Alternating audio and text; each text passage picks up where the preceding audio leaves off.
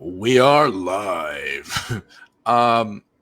So I'm talking to Milo again today, and we're just picking up off where we left off last night a bit, and just things in general, and a little bit of a pre-book club we might have later this week.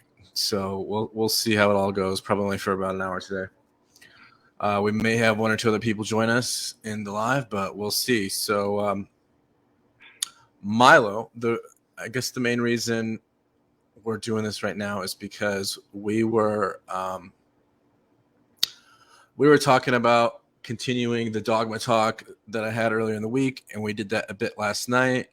And maybe we're good on that. Or the thing about those kind of subjects that we talked about last night is they can so easily spin off into other ones. So, what do you think? On the dogma issue, I think is more or less a linguistic problem, a little bit with the word. But I think that the meaning of the word has changed in the modern era to where it was. It was relatively positive when Jung was writing. It wasn't a negative term at that point. Yeah. And I think that you get people with some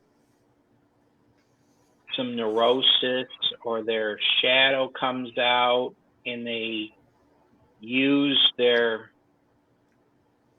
beliefs in such a way as almost like a weapon. And I think that, I think it's that when and that becomes very problematic.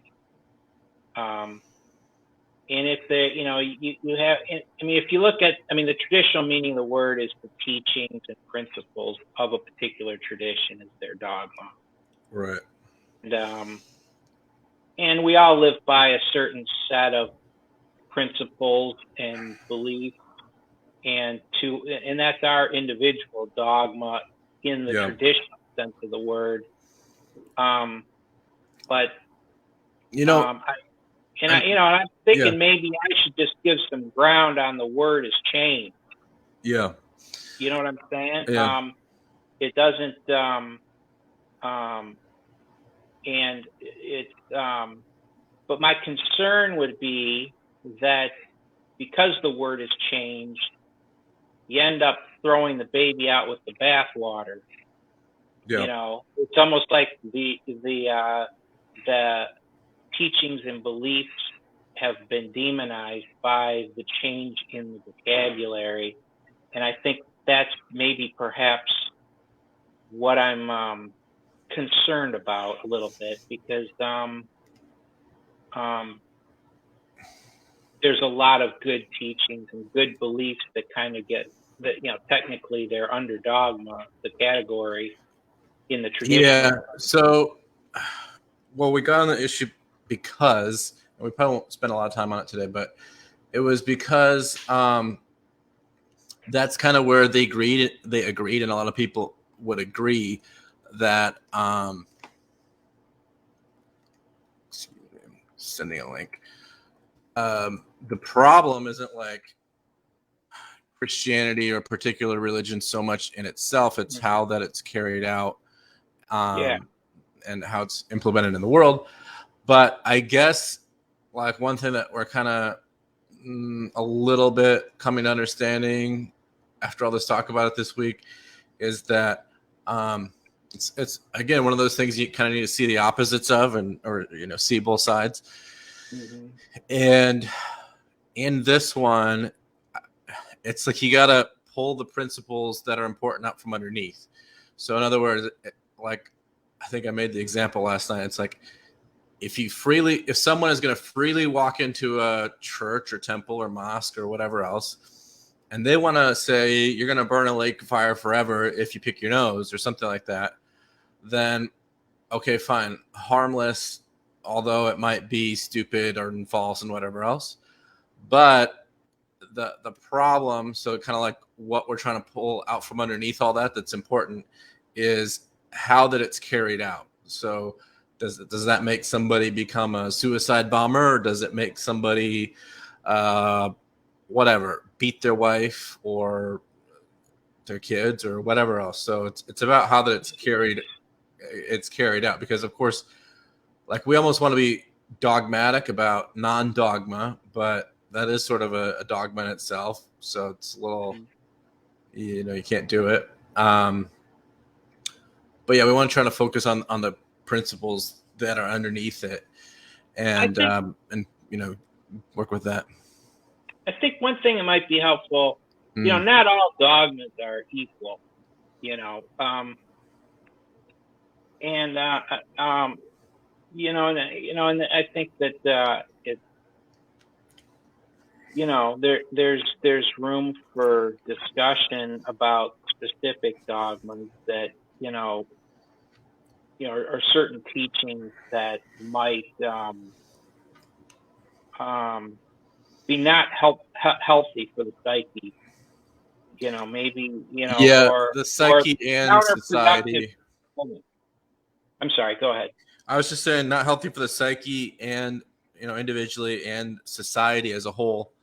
Mm-hmm. And so I feel like we got to start finding those principles that are underneath. Like I was kind of saying, it's like, because I believe there's not really going to be a utopia, but I believe more people should start accepting the fact that, like, there's always going to be at least 4 or 5 big, huge religions that are not atheists, and there's always going to be atheists, and there are outshoots of that and other things, or at least there will be for the foreseeable future, definitely for our lives and probably the next generation's lives. That's going to be the case. So the more mature thing, or whatever, the smarter, wiser thing, is, rather than trying to be like, no more atheism, no more Christianity, no more Judaism, whatever, that the goal should be trying to harmonize them. Like, one of the points that I was making recently is one issue I was trying to remember that I didn't mention that I might want to get into, relating to that Peterson Harris debate or whatever, is they have a very different view on suffering. It sounds sometimes it can sound like it harmonizes, but it's actually really different. And the way that is how we talked about how Sam Harris has his moral landscape of, we want to avoid a version of hell on earth and go for a version of heaven on earth. But it's not. And then when we made the point last night that it's not only that it's not that simple, it's like infinitely more complicated than that. Yeah. Especially in, I believe what Jordan Peterson and his goal, and this is why he talks about suffering so much. It's not that life is horrible; it's that suffering and pain are inevitabilities. So it's not like you can go this heaven on earth way and there's never going to be pain or suffering. It's that, and in fact, it just never works. Everybody has pain and suffering in their lives, and yeah, we want to try to eliminate it more. But the way that you eliminate it is, it's not just by wishing it or sending money here or there. The way that you really eliminate the most suffering and effectively and everything else is by Jordan Peterson often uses the take up your cross term, but what that is, it's just you go through suffering, you give your life over to something, and then something will come out of it. So it's not just that you avoid suffering, it's that you choose to take on suffering, but in a meaningful way. That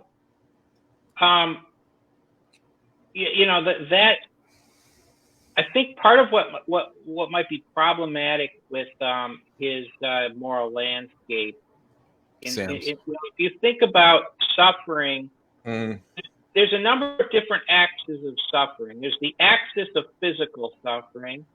There's the axis of psychological suffering. There's the axis of existential suffering, Right. and all of these are in each individual finds themselves in different places in that landscape, and so it becomes a very you can't really set one like any objective morality in that kind of an environment, because it's all kind of relative. One person is here on the existential thing, and here another is somewhere else. Well, actually, yes, but it's more like, this almost sort of deifies us in a way, or makes us almost like having an omnipresence, which we actually do, just we're not always conscious of our omnipresence, especially in psychological space, like a moral landscape, because oftentimes we will be simultaneously in our different types of worlds and different types of relationships and internal personalities and everything else. We could be having existential joy here, or some other kind of suffering here, or maybe existential suffering here and some other kind of joy here, like all at the same time, depending on what's going on in your life. Some of it conscious and some of it unconscious. So it's like we're all going through, and that's why I think it's important. And they didn't get a whole lot into this, but all right, we're gonna have somebody join us just a second. But just the idea that if you willingly suffer, then you'll get the right thing. Or on the other hand, if you willingly avoid suffering, like altogether as much as you can, then usually you get suffering, partly because you don't grow up, you don't mature, and then also because you it's like you would have to suffer to get through school, you'd have to suffer to get a paycheck, and all these things. You're making sacrifices. So it's about suffering purposefully. Another part of that that's problematic is that is the collective and the individual. Yeah. Because Sam Harris kind of talks about we as a people. We can all agree upon a particular objective ethics. I think. Hey guys. Hey, how are you? Sorry to interrupt you. No problem. We were just waiting for you eagerly. Oh, cool. Is the sound okay? Yeah, we can hear you. Okay. Okay. Go ahead, and then we'll go to him. Yeah. So if you have like a collective ideal, how you reach that ideal, it becomes increasingly complex. Right. And it can't be enforced without creating suffering. And we learned this from all the utopia attempts of the 20th century. As soon as you try to apply an ideal to society, you end up you have to oppress some people so that other people, it's a strange example, because that's almost like they were trying to, it's like their goals were messed up, because they wanted like their version of heaven on earth.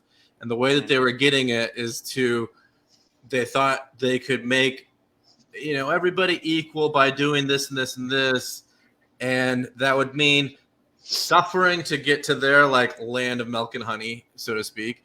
And then, but because they were kind of doing it their way, missing the mark, you might say, then it went all the horrible ways that it did. But go ahead. I'm sorry. You can go ahead, and then we're going to him, and we'll see. I think both of them were in agreement as far as they both believed in free speech, and I get the impression that they both agree about a free society, which I think does counteract those tendencies. Yeah, I guess. Yeah, I'll come back to that, but let me introduce our guest of honor, R. And actually, we were talking about that before we went online. That we're not sure how to pronounce your name, so tell us your name, where you're calling from, and how you're doing, and what you're up to, and what we're doing today. Hey guys, I'm Radu. That's how you pronounce my name. It's a rolling R, so it's Radu. Radu. Yeah, sort of. That's why many people have issues pronouncing it. I don't mind. Okay. I'm calling from southern England, I guess, Okay. close to Stonehenge, that area. Yeah, I don't know. Cool. And let's see. Milo and I were talking about doing this for a little while, just because we've been on this sort of discussion and similar ones, like we get into. And then I think we were talking about doing it today, and you said you want to jump in. So I put up some topics that we're kind of just been talking about lately, interested in, and kind of going off the ongoing talk we've been having about the Jordan Peterson Sam Harris debate that you watched last night. And I'll say with that, sometimes we'll get the people, and they'll say things like that, and I'll just try to put it up. And cool. I try to respond to it, but at the same time with the text, it'll usually kind of like we'll get to it anyway, especially in a long talk with like that. So I don't know if you had anything you wanted to talk about specifically, or what you're thinking. Well, what was the subject that you brought up? Something about the shadow, conscious transformation causing the shadow to become useful, changing the world. Yeah. So I don't know. I've been trying to get on a better understanding of the shadow lately, and that might be sort of tie into what we were just talking about. Like, in fact, that does, and how Milo mentioned some of these attempts at communism, especially the ones that went really badly in the last century, and it's sort of like they brought about a shadow, like a major destructive shadow on their whole nation, the whole world, because they went about seeking utopia in the wrong ways and with the wrong values and wrong goals. But now we're trying to transform the world and ourselves by kind of turning away from those totalitarian, tyrannical, dogmatic, ideological ways, and have more, freedom and liberty and democratic society. And so I would say that it's kind of, and the reason I put it that way, that you read when you asked what we might be talking about, is because it's like as we turn, as we do the right thing, we're going to offend people, and we're going to piss people off, and just tell people, if you just tell people the truth, it will cause damage in people. But that is like a purposeful shadow. It's like purposeful destruction, rather than if you ignore the shadow or you ignore that destructive side that we all can have, then it's still a personality in you. So it'll like come up and. Is it still a shadow in this case? Is it still a shadow if you use it for good? I mean, I know many people say that, I'll use my anger for good. I'll use my shadow for good. That's just, for me, it's too much. Yeah, it gets kind of confusing, because especially when, it's kind of like the shadow and whatever you would call its opposites, whether that's light, they're sort of two sides to the same coin. It's like the transformative process, the maturing process, this life, it needs the shadow and it needs the light, and they need each other, so they renew each other. But as far as like, is that the shadow if you use it for good? Basically, it's you, because you're the one using it, and right. The shadow is a possible aspect of your being. I guess that's like it's like an integrated shadow. And so I don't know if you would say a person operating in their integrated shadow is then is that operating in the shadow, or is that just like the individual act, or the self acting in control rather than out of control? So that's a tricky terminology, and this is one reason why I wanted to talk more about shadow things, is because there's it's like a trickster thing. You know, it's tricky to talk about and tricky to figure out. Well, I'm reading. The concept of the shadow. It lives in the personal unconscious. It's the content that our consciousness. It's part of ourselves that our consciousness casts out or doesn't accept. So it kind of gets buried behind our conscious self. Mm-hmm. And it's unconscious. That means we're typically not aware of it. Right. And Jung would say that you have to confront these sides of yourself that you have cast out. Mm-hmm. And I think what happens when you do that is it has a humbling effect. Yeah. Because the shadow is often the content that we project on other people. So as soon as you discover the monster within you, or your dark side, mm-hmm. then all of a sudden you have a little bit more compassion when you see other people, and then you stop. It helps with stopping projection, and then you start to see people as human beings. Yeah. You start to see the good in people that previously you couldn't see the good in them. So on the archetypal hero's journey, what will happen is they will face when they're in the underworld, so to speak, they face the shadow in like at least 2 or 3 different forms. So one is basically the personal unconscious, like you mentioned, and then the other is it can be a version of the anima animus, like that. And that's actually why in mythology you'll find those stories of when they're on a ship, for example, and like I think Homer, but I'm not sure, but a lot of these stories on this similar to this, but they'll be on a ship, and then when they're almost to their main city where they're going to fight a dragon or something like that, maybe a giant, they will come in contact with the sirens. And the sirens are, the mermaids, but that's important because that's supposed to represent the anima animus. And so it's like first they fight one little shadow, and then the anima animus, and then the collective shadow.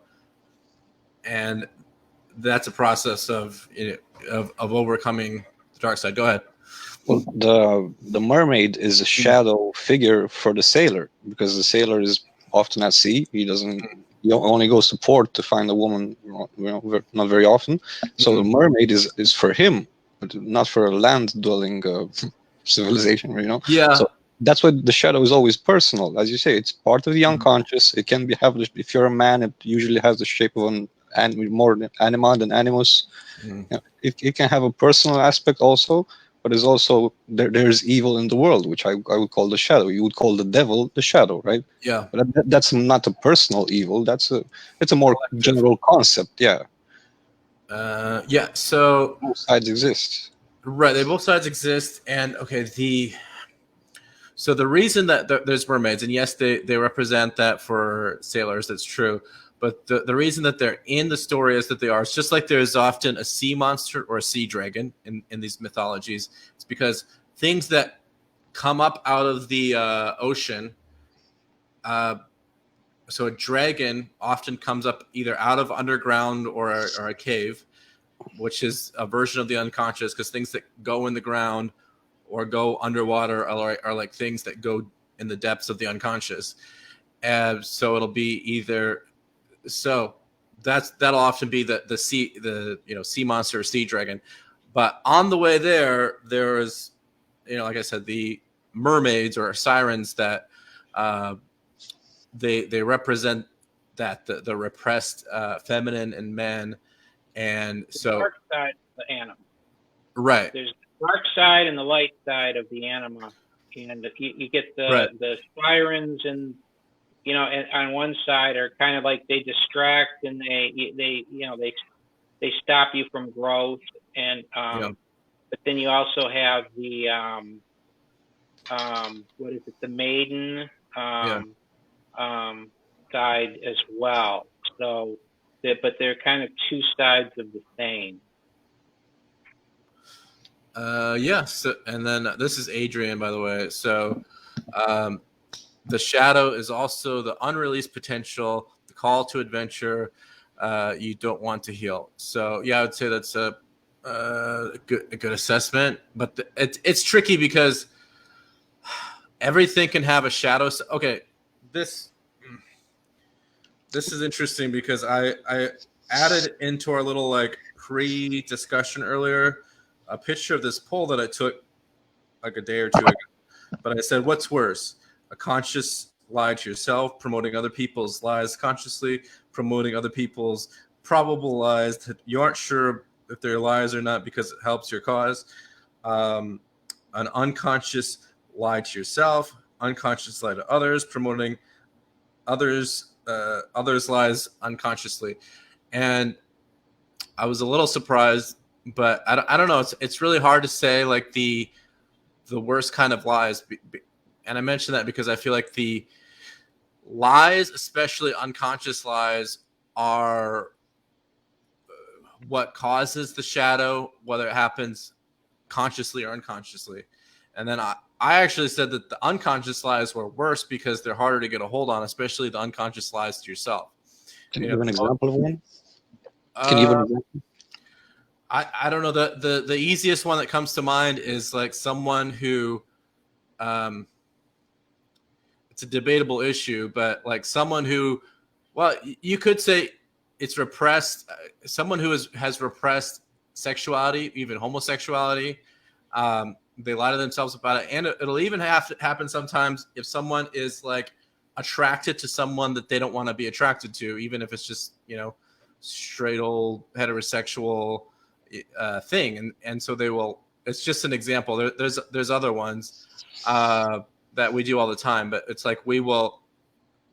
It's tricky because sometimes it'll be there's a difference between a repression and a suppression. So sometimes there will be a thought that'll start to come up to your head, like, oh, am I attracted to that lady or whoever? And then before that thought even fully formulates, you press it down. And that's one that comes up out of the unconscious later because you like lied to yourself before that thought was able to formulate. On the other hand, it comes up and you like think to yourself, oh, I like that guy or girl or whoever, but then you repress it. And then whether you repress or you suppress, when it comes back up, it's going to be shadow form unless you take it out voluntarily. I have a question. When Jordan Peterson says clean your room, does he not mean also the space between your ears, like what's in your head? So if you have naughty thoughts, as they say, right? Yeah. So it's and that's one that clean that. One that I was saying we might talk about today too. I think that's to what you're just saying too is how lately in some of these talks about this debate, like we're talking about things. They're not just important in the practical world, like if you practice gun safety and all these things that we use in some of the examples. It's not just that you won't accidentally shoot somebody's face off or foot off, but it's also that you're building trust and you're building good habits and all those things, which is cleaning up the psychological space. And I used to be in Jordan Peterson groups or more of them or bigger ones. And sometimes, well, on both sides of the Jordan Peterson argument or debate. And, a lot of people try to say that's an ad hominem, like, oh, you need to clean your room or you can't talk to me. Like it's a personal attack, but that's the stupidest thing you can say because if they feel it's a personal attack, then maybe they need to do that. Yeah, exactly. Well, it's that, but also it's that Jordan Peterson has never, or anybody who says something like that, but particularly Jordan Peterson, has never or almost never said it to anyone that he actually knows the state of their room. Like he's not in their room, but they get all offended because they act like it's ad hominem. But the thing is if someone, and if you're already having a clean room, then you can just be like, oh, I keep my room very clean. Thank you for asking. And then on to the next thing. But it usually is going to like reveal some kind of an inner dragon of somebody like,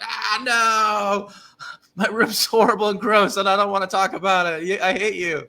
But the thing is, too, there's been a lot of books. I think The Organized Mind is one, which is more scientific. And then there's Make Your Bed, which is a famous kind of short self-help book. And Marie Kondo now, and The Magical Art of Tidying Up, that if you clean up your personal space physically, your personal environment, it literally will change your mind and make your mind healthier. And that is that's into what we're just talking about too. It's like you make a sacrifice to get more in the material world. Yeah, go ahead. That requires discipline, right? Like Jocko Wilkins, the Navy SEAL, says to clean your room. He was the first one to say it, not Jordan Peterson, because probably you learned that in the army, discipline, right? You make your bed, do all that. So that gives you a certain feeling of accomplishment. You did something. It's well known.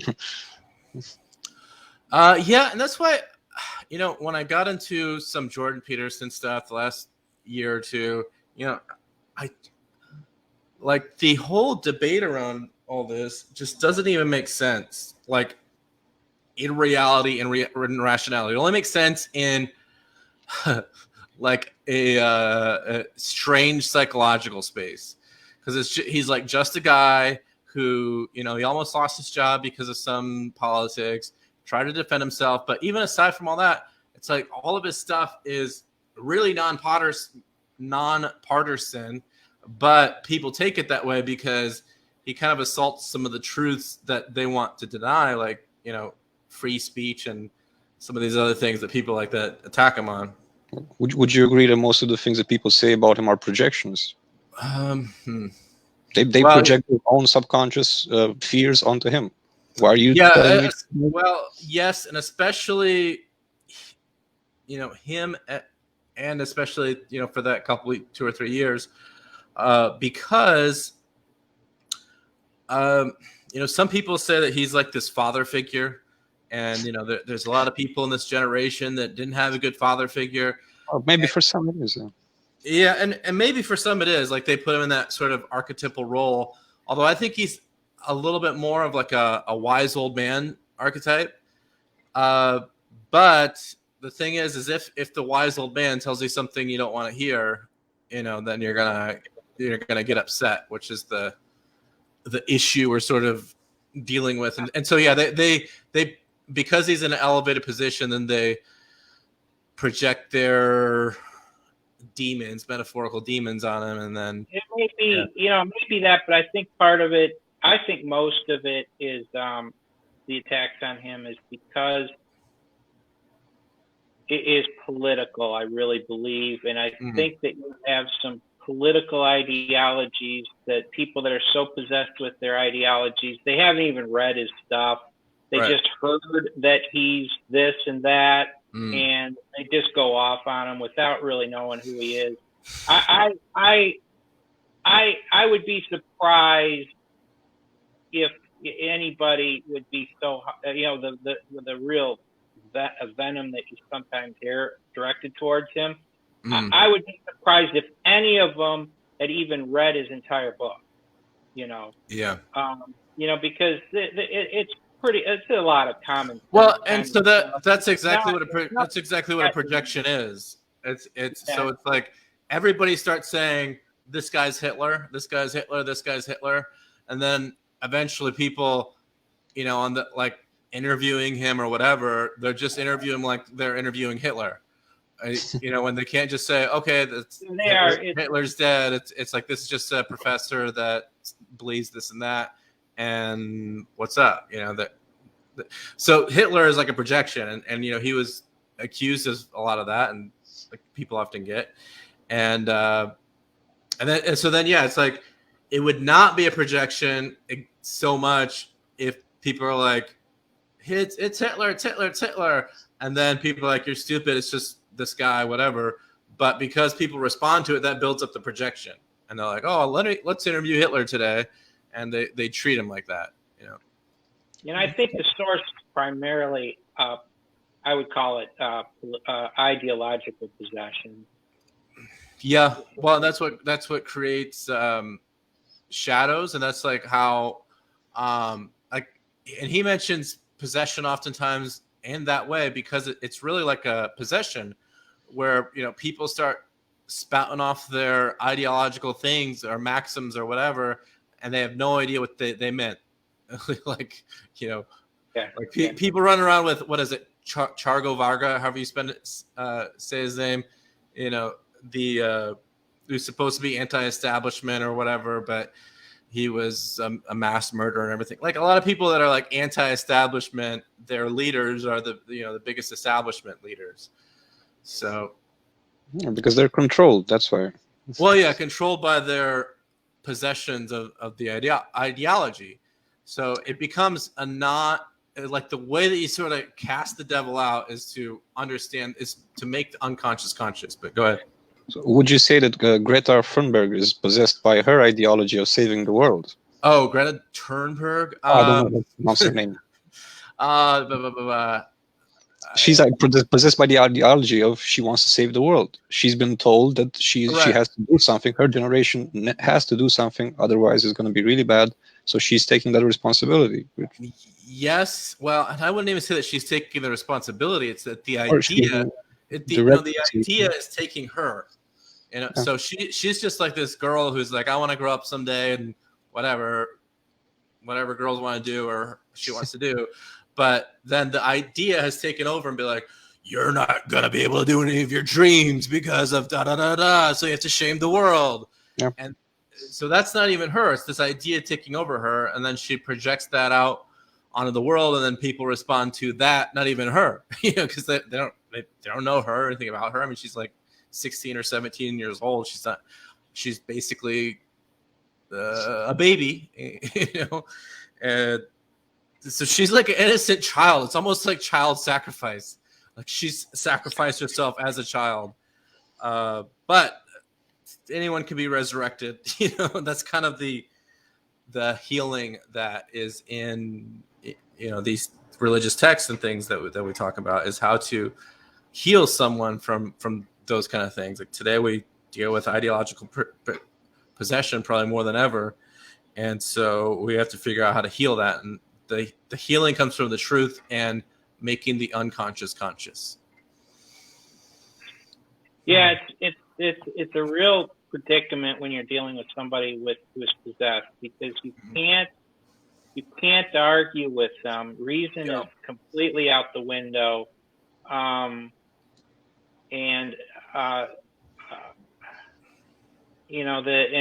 it's so all encompassing. You get so attached to some one thing, and that anything that might even pose a certain threat to their ideology, it refuses to be updated. And I think as soon when politics becomes, when you get that kind of possession, you can't update anything because you can't have a reasonable conversation. And I would say on these lines, just as we're sort of going with this organic conversation, it kind of makes me think of how, so we said at the beginning of this, I think just a minute before he was getting on, is that do we avoid dogma? We can't. So what do we do with it? We try to, and there can maybe sort of sometimes in some ways be good dogma. So rather than say there should never be dogma, we have to accept that it is, but we have to make sure that it doesn't get acted out in certain ways. And so really it's almost like it's like the projections are the problem and the shadow is the problem, not just not so much necessarily the dogma, but the projections and shadows. The only solution I can think of is in my thinking, is that I think if you hold up an ideal that dialogue is the best thing possible. Yeah, it's like a war of ideas. Dialogue without both sides having a conversation, and both sides committing to reasonable conversation. I don't know how you get there, but I think that has to be just repeated over and over and over, and maybe it might shake a few people free of it. This is like the eternal battle for ideas. It's gone on for thousands of years at least, maybe millions of years, and it will probably go on for at least thousands or millions of years. So that's why I say, it's not like a concession, like, oh, give up, dogma's okay, and these bad things we got to deal with. But it's like, how do you deal with these things, since we can't eliminate them, and it's like we've got to. So a lot of the main thing is to realize people are those kind of ways because of a lack of maturity. So if we assist them to growing up, then we all mature and it becomes a better world. You can't insist too much because they'll protest.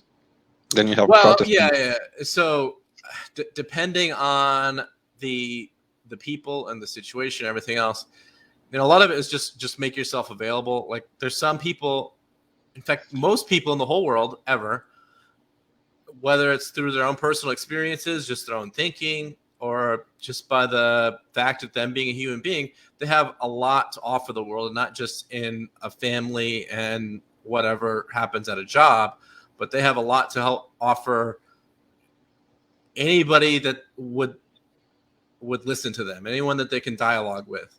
And everybody's that way. Everybody can help each other mature if they can do so, like Milo was saying, in like an open dialogue kind of way. So it's like we have to sharpen ourselves, make ourselves better, and then make ourselves available. And if the world comes along, then great. But it's tricky too, because at the same time, you don't want to be like, to get people to adhere to this ideal or this better thing or overcome their ideology, I have to whatever. Like, it's only going to happen if I'm like Justin Bieber or whatever. You like sell out, change yourself, but the idea is it's kind of like you let that best personality come out, that best creativity, integrated self, and then it will help others. You were asking the question, how do we deal with dogma? Well, why don't we look at different religions and how they dealt with dogma, right? You can revert dogma to reduce it to, like, say, symbolism. A symbol becomes a dogma, right? And Muslims, for example, they don't have any paintings. They have writings, right? And there was I forget, in Middle Ages, something like that. There was a Iconoclasm where they said, okay, we can paint a representation of something, a symbol of an icon of Mother Mary or something, but it's not actually the Mother Mary, right? Yeah. Because the description is not to describe. That's what they were trying to say. So that's right. The hand is at the moon. It's pointing to the moon. Exactly. So dogma is not the thing. You can know all the dogma in the world, but if you don't apply it, if you don't look for it in yourself, and you don't see it with your own eyes, and you're just repeating someone else, what's the point? Yeah. So, yeah, and that's what was good to see in that debate or discussion, is for the most part they weren't attacking each other. They were trying to figure out how to harmonize and come together, if at all possible, because they don't want to create their own dogmas. And so that's kind of what ideally happens, is it comes together. I think that it's like the yin yang thing. Like, life is about coming together, almost like a dance. I know that's something. It's a more of an Eastern thing, but the thing is that you're coming together, you're exerting force. There's like it's like the interplay of opposites kind of thing, and then that create something to come out of it, but it's never going to be the like kill the other one or put the other one under control, because it just doesn't work that way. So the more you come together and work together and harmonize, just like with some of the atheists lately, I've been saying, okay, I think people, like Sam Harris, they need to admit, because of their relationship with suffering, how they look at suffering and pain, they want to avoid it. Whereas there are Christian groups, for example, that will do things more like, Jordan Peterson says, which is to put suffering on themselves and try to influence the world. And so it's like there are no atheist groups that will welcome in voluntarily someone who's like an addict or a criminal just got out of jail and trying to turn their life around, or because people need relationships to make those kind of personal reforms. And that's why the church has been successful that way for at least hundreds of years, maybe thousands of years. But there's no atheist organization other than maybe the hybrid organization that offers that, basically finds relationships for the metaphorical lepers of the world, the rejects and outcasts. And but I say that because that's an important thing that the church will do. And if they're operating properly, then they should do it, have relationships with those in poverty and everything else. And so fine, let the atheists go do something else, probably more science related. And then the church do what it's good at. It's like everybody will have their strengths. If they work in their strengths, then it'll be that's what's happening now. Yeah, that's it's not so bad, the world, So. Yeah. No, I believe that we're other than the Corona situation, which we're finding out quickly is not that bad. Oh, wow. The world in general is not that bad. We've got some economic things that we got to work through the rest of the year or so. But in general, the world is, and that's the thing, is that it's almost unconscious that the world is always improving in dramatic, like as much as it can possibly improve. And it's just because of that, like you said, that the church is doing what it does well, and let the atheists be atheists. And if they want to go do science, then a lot of them are doing science and helping us have cell phones and everything else. So that's great. They do their thing well, and we all kind of harmonize and interplay and do what we do best. And problems come along, like I heard in last night's discussion when the idea of having an AI, which is like in a box, right? And you ask it something and it gives you the answer, right? So that just, for me, that takes away your personal responsibility completely. Right, because then you're like, well, the AI God told me to do it or whatever. Yeah, so I build a tool which decides for me, but you already have a tool which is supposed to decide. And if you don't have that tool, you can't make the other tool. So yeah, and well, that's the tricky thing is, on the other hand, that might be a shadow that emerges, or the Frankenstein, so to speak, as you put something to life, and because you haven't been using your own tool, like you said, you can't build that tool that you want, so you don't program it properly, and then it becomes. Do you use your cell phone, or does your smartphone use you, or do you use it? Which one is it? It gets more information from you than you do from it. I'll guarantee you. Yeah, definitely. More information and all that. You don't use it that much. The thing is it's process. Okay. Hey, we got a new person. Hey, mysterious person. Tell us something about yourself. Is your mic working? Maybe his mic's not working. Hello. Okay. He can message me or something. Is that it? Are you there? Okay, whatever. I'll edit that out later. But anyway. I was saying, I think that the process to coming to knowledge, the journey to the knowledge itself, right? And I think I mentioned this in the last one, is that it builds roots down into your psyche, right? And those roots are needed to confront the next unknown that life gives you, right. And there's an integrity to that, and I'd like to draw a distinction between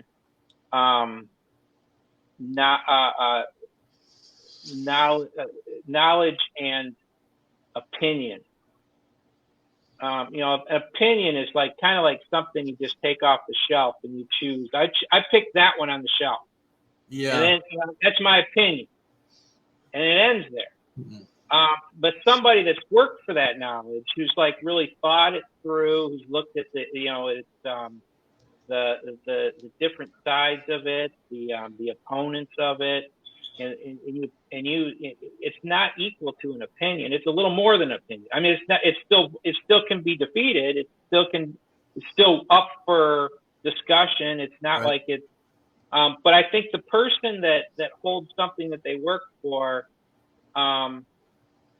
is more able to defend it, more able to, and I mean, sometimes you get attached to it, and that's a problem too, because we work for things, and sometimes we have to throw them all away. Yeah, well, and okay, we talked about this a little bit before, but it's like, okay, from an evolutionary standpoint, so to speak, we were engineers of tools, at least theoretically, originally, and that's what made our minds the engineering type of minds that we have, is not just to engineer physical things, whether it's electrical or mechanical or whatever else, but to engineer ideas. And so what we often do is, we'll take an opinion, we'll say, this is my opinion, or we might say it's even our thought, but that's kind of where it gets tricky sometimes, is when you take something that's just an opinion, you try to act like it's your thought, then because you think it's yours when it's not, then that's often when it'll become a possession, because then you have to defend it even though it's not yours. So then you make up a bunch of BS on why it's yours when it's not, because you didn't work for it. You just picked it up. Yeah, go ahead. I disagree a little bit, because I think an opinion is not, you don't pick it off the shelf. It's a point of view, an opinion. It's I see from here, from my little narrow kinks in my cavern, I see something. That's my opinion. It's a perception, an opinion. You don't pick it off the shelf. Well, it's tricky, because whenever anybody adopts an opinion, however that they do so, you could say, you could say, I see the moon. That seems like your opinion, right? But in reality, even if it was unconscious, especially because a lot of the ways that we act and the things that we do, they came up from our childhood and everything else. So we don't actually sit. So we might say, I see the moon, but really, it's like Jordan Peterson often gives these examples of how children act like their parents, and they try to embody the spirit of their parents. So often, usually when we say, I see the moon, first what we did is we saw someone else seeing the moon, and then we try to mimic and emulate what they did. Same thing with a lot of these political opinions and everything else. It'll be like, I see global warming, when they might think that they see it, but they kind of just took the idea from somebody else, and then it's kind of become an ideological possession. You take things for granted, but you have to see them first to take them for granted later, right? The first time you see a tree, you're fascinated by it. You're a kid. Oh, it's a tree. You climb up all that. When you're 40 and you see a tree, you're not too fussed about it. It's a tree, right? So it's okay. So it's almost like Jordan Peterson gives this example sometimes, how that when you're like a 3-year-old or a young child like that, a novel thing can happen. Like let's say in the room right now, I'm a baby and my mom's here, and I'm 3 years old or whatever, and a mouse runs across the room. Now, when I see that mouse as like a 3 or 4-year-old child, I don't see mouse, I see anomaly. And then I look to my mother, I project onto my mother, what are you projecting, mother? And then the mother looks at the mouse, and she sends her projections from the mouse projecting. And so her response, the mother in this hypothetical example, the mother could be like, oh, that mouse is no big deal, and present that to the child. And the child from then on is brave around mice. On the other hand, if the mother is like screaming, oh my God, it's a mouse, then forever that child will think, oh my God, a mouse, and it'll be a coward around mice. Like sometimes that's why we have weird, like we don't even know why exactly that we're afraid of certain things like bugs and rodents, and some of it's built into us, but some of it, we we learn. So anyway, so I think it's the same thing in that, yeah, there's some taking things for granted of how we got them, but we don't. So it's like when we grow up, on the other hand, then we're like, let's say we're in our 30s, 40s, 50s. I don't know. We're full grown adults. And then we look at things happening in the world, whether it's a virus pandemic type thing or potentially global warming or all kinds of things, or whether we should get a sports car, whether we should do what the TV says, all these kind of things that are happening in the world. And then what we do is we look out in the world. Before we're like, okay, there's this virus, there's this car, should I buy it? There's this and this and this. Usually before we make the decision, if we're able to, we'll put out our sort of feelers into the environmental psychology world, like talk to your friends. Oh, should I buy a car? I don't know. Play around with the idea before you actually do it. So what does that say about it? That you're insufficient, insecure enough to make a decision for yourself?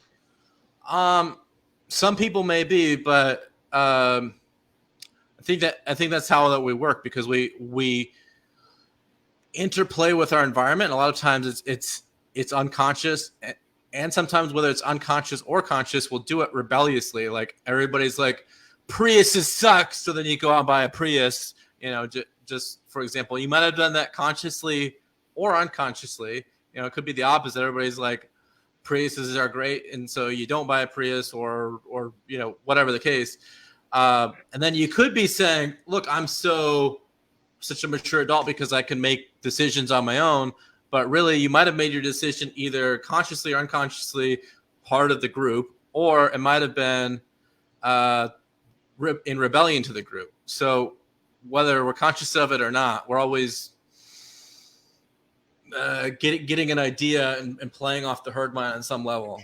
It's almost a rare person that comes to their own conclusions free of that collective in or against. Right. That it's really the exception. That's kind of almost the anomaly, but it's like the thing we need the most in the world. How did you guys, when you guys first bought a car or a bike, or did you ask your friends what cars to buy? What was the best model? What, I don't know. Yeah, I think so. Yeah? Well, even if we do it like online and we're watching reviews, or looking at reviews, or like when I've looked at cars or things like that I've thought about purchasing, if I go and look at reviews, it's doing the same thing. The reviews online and whatever. It's not doing the same. It's you're doing the work. It's not your friend telling you what the work is and you are accepting his authority. Well, no, I'm saying my friend then is the reviewer. Maybe I don't know them personally, but that reviewer is like a peer of mine.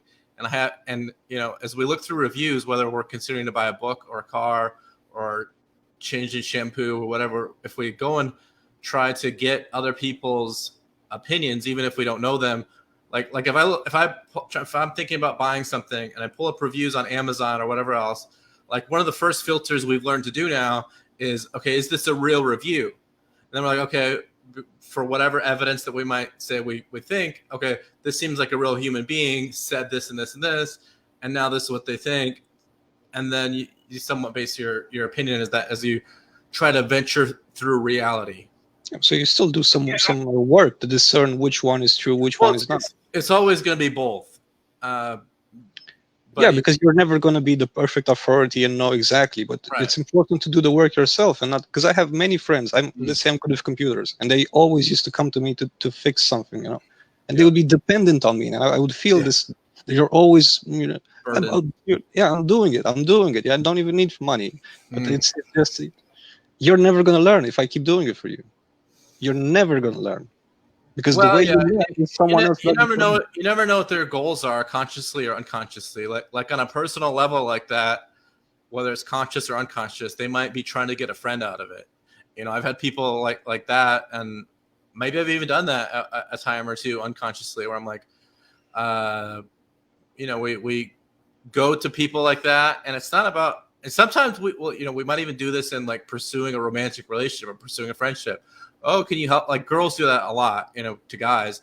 Help me with this, which guys will often be dumb, like, oh, you want me to do that? Okay, here, whatever, bye, or whatever. They won't see that the girl who's in the courtship kind of game is trying to develop a relationship. So it's always a combination of both, and it's tricky because we're so complicated. We talked about that last night, that we have these competing motivations, whether it's attention or recognition, money, sex, survival. Those are some of the main ones, but you could list a bunch of them. They're always kind of competing with each other, but you want to be balanced as much as you can. And what else? I don't know. I don't know. Talking about the shadow. Oh no, okay, Milo, go ahead. Yeah, go ahead, Mel. I was going to go back to you had your lie choices of different lies, and which all lies are bad. So it was a lesser. What is the most evil of and what is the lesser of the evils there? Right. And I ended up deciding on what was it? Consciously lying, spreading what is not true. Is that one of them? I would have to double check, but yeah. Because there's a certain malice involved in intentionally spreading lies, and you're involving other people other than yourself. So you're injuring more than one person. You always injure yourself when you lie. Yeah. So regardless of whether it's conscious or unconscious, you're injuring your soul when you lie. Yeah. But if you're consciously spreading lies, it's just malicious. Okay, that's an interesting one. Down is like I was very close to saying, consciously lying to myself. Although an unconscious lie is a little more hidden. Yeah. But because I don't think tricky. That it is kind of tricky. Well, now that you mention it, though, what's interesting about that one, consciously spreading lies, is that eventually what that makes you have to do, especially if you're doing it, over time, is you eventually have to justify it, starting with justifying it towards yourself. And then you just become a person that ultimately accepts the lying. And so it's like an internal transformation into something else compared to these other things, which are their own problem. But it's not just that if you do that, you do that. It's that there's an internal degradation or internal decay kind of thing that happens when you do that. I think every lie kind of starts a snowball, because one lie always leads to another lie, which leads to another lie, and any kind of spiritual progress requires a certain kind of integrity.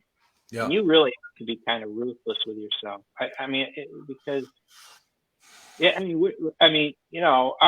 Our psyches are pretty genius at cloaking things and hiding things from us, and it's a formidable opponent to really see yourself lying. It's because and it's really those unconscious lies that are the hardest to kind of root out. But if you have conscious lies and you're spinning those webs, you got to just pay the piper and get out of there. Well, yeah, and that's kind of thing. If you do it one time and then change your ways, it's probably not much harm done. But what happens is the repeating of it, and then it turns you into a monster, basically, and they're not the right kind. Nasty business. What's that? Lying's bad, and obviously conscious lying is worse than unconscious lying because it's unconscious. So yeah, it's tricky. It's hard to think of which one's worse. The tricky thing is the unconscious ones can be harder to fix, whereas the conscious, and what gets really tricky too is at some point it's kind of like what happened. Okay, like in the famous that Jordan Peterson always talks about the Cain and Abel story. It's because Cain always had to do it his way. It's that he then it's not just that he's this person doing a sacrifice his own way and not pleasing God and probably not following the way his father taught him and all those things. It's that he continually does it and that he could probably fix it, but it's the process of continually doing something your own way that's like what creates the totally wrong kind of monster, is because then you have to constantly justify it. That's how criminals become criminals. And that, like, if you ask anybody in jail what they're in for, they're all innocent, or at least 90% of them. But it's because they spent so many years becoming what they became. Sounded like last night that you had a few things that you wanted to chime in on, but it was somewhat limited when it was just text. I don't remember. Do you know one that pops into mind? Oh, I don't know. I have to kind of look at the list. We kind of touched on them for the most part. Trying to see if I can pull up the list, but I don't know. What do you think, Milo? One thing that didn't come up in the meeting last night that Sure. I kind of wanted to mention was when we were talking about like the Old Testament, and I guess this would probably also apply to the Koran. Is this in both of those instances you have a mixture of state and church. The both of them represent government and religion, and it's all kind of mixed together. And there isn't that like in the New Testament, you get just the faith side of things. There isn't there's no civil structure of how it was. It's only the faith. So, a lot of those things were the civil laws of the land. These were the civil laws, and I think that when it becomes a very dangerous scenario, these theocracies, and they tend to, because they kind of carry with it the weight of divine authority to. And I almost look at that as they were given a.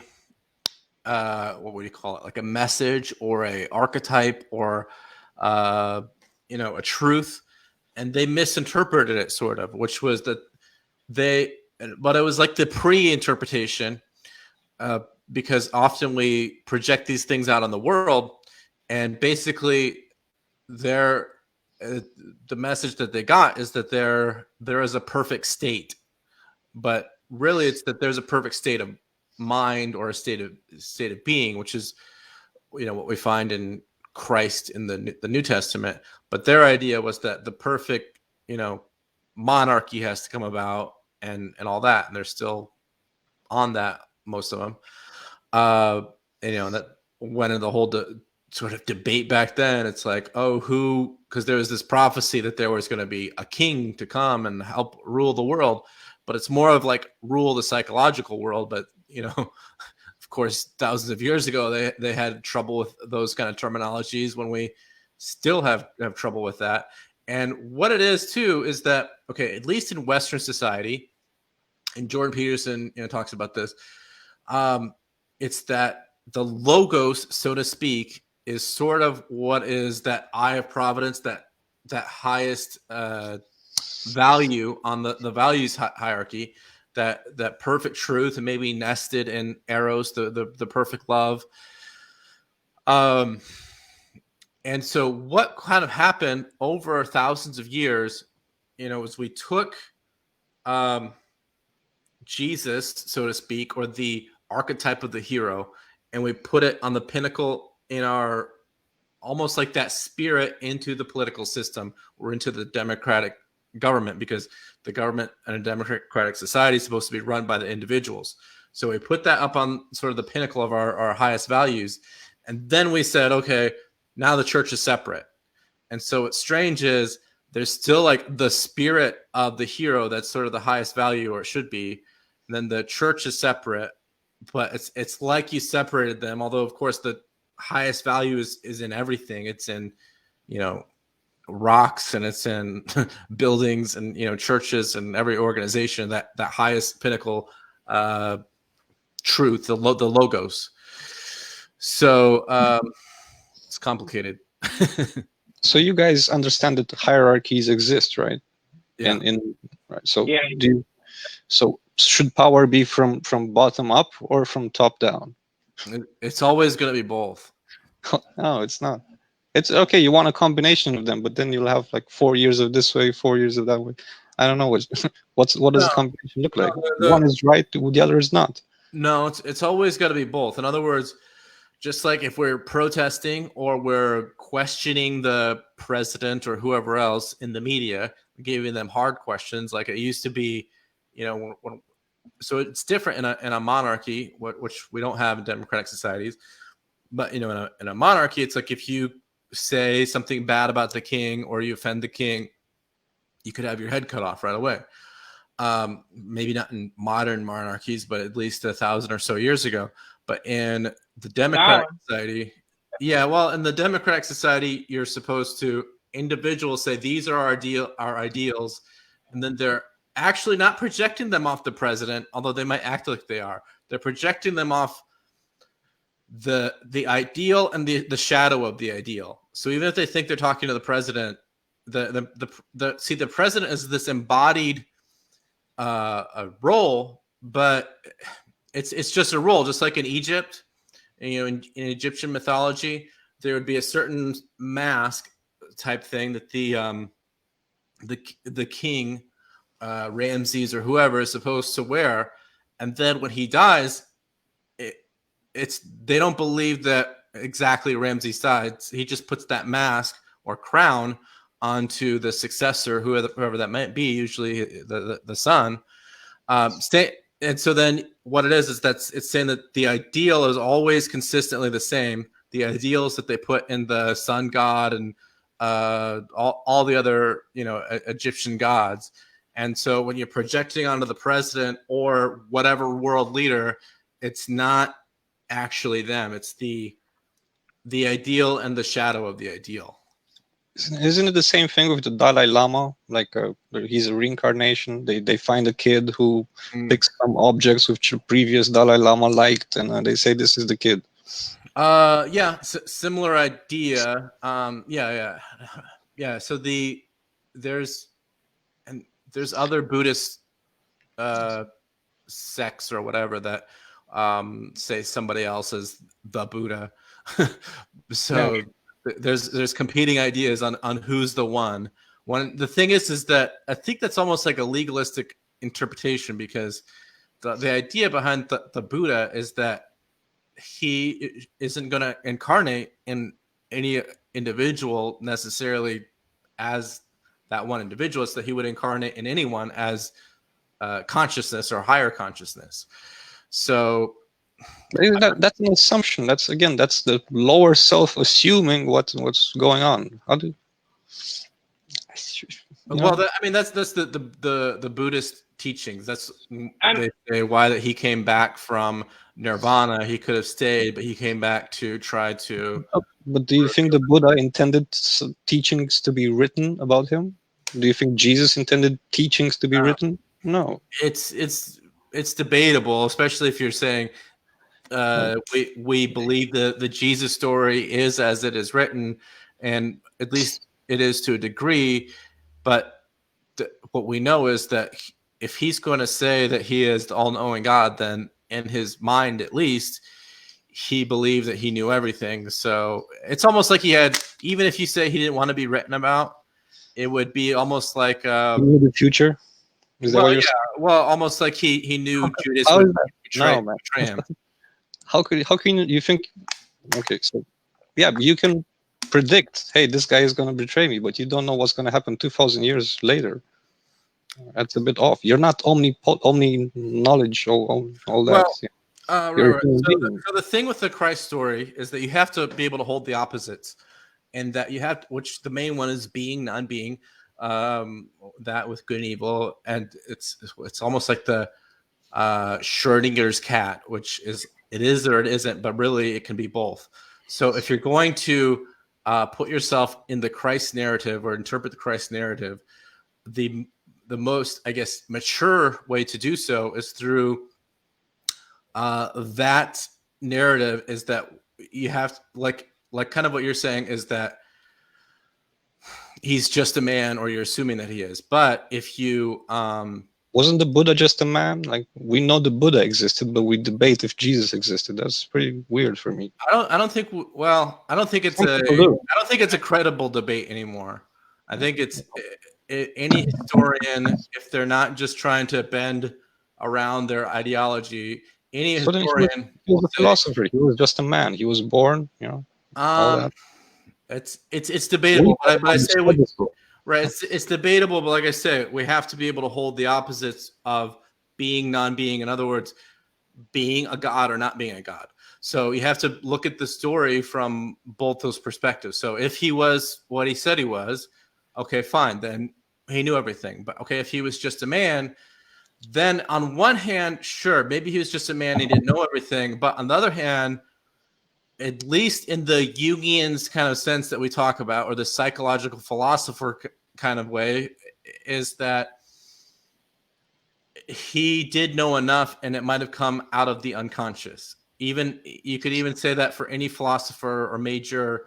How can you know the unconscious? First of all, how can you ever say the unconscious? That it comes out of you. So sometimes an idea will come out of you, or you might have done something unconsciously, whether it was to whatever end, and then in so doing, it's because your unconscious wanted a certain thing to happen,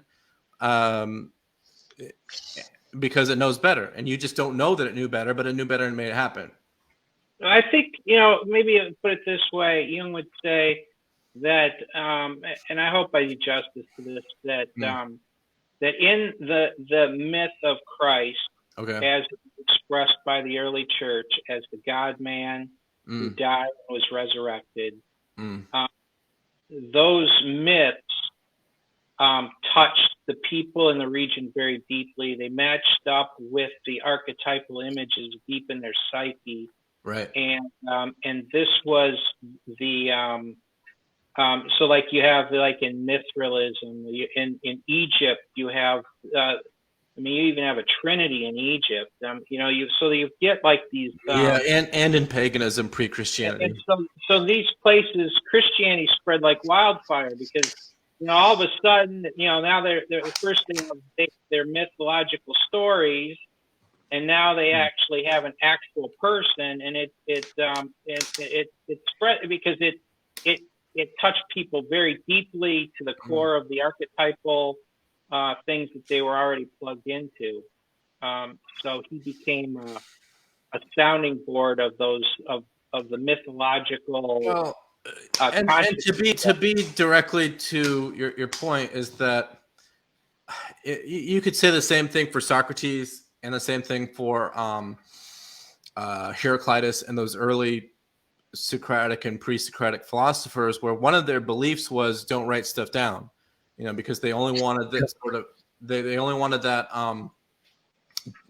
organic dialogue, like right here. I guess we're recording it, but we're not writing it down. But that's our world.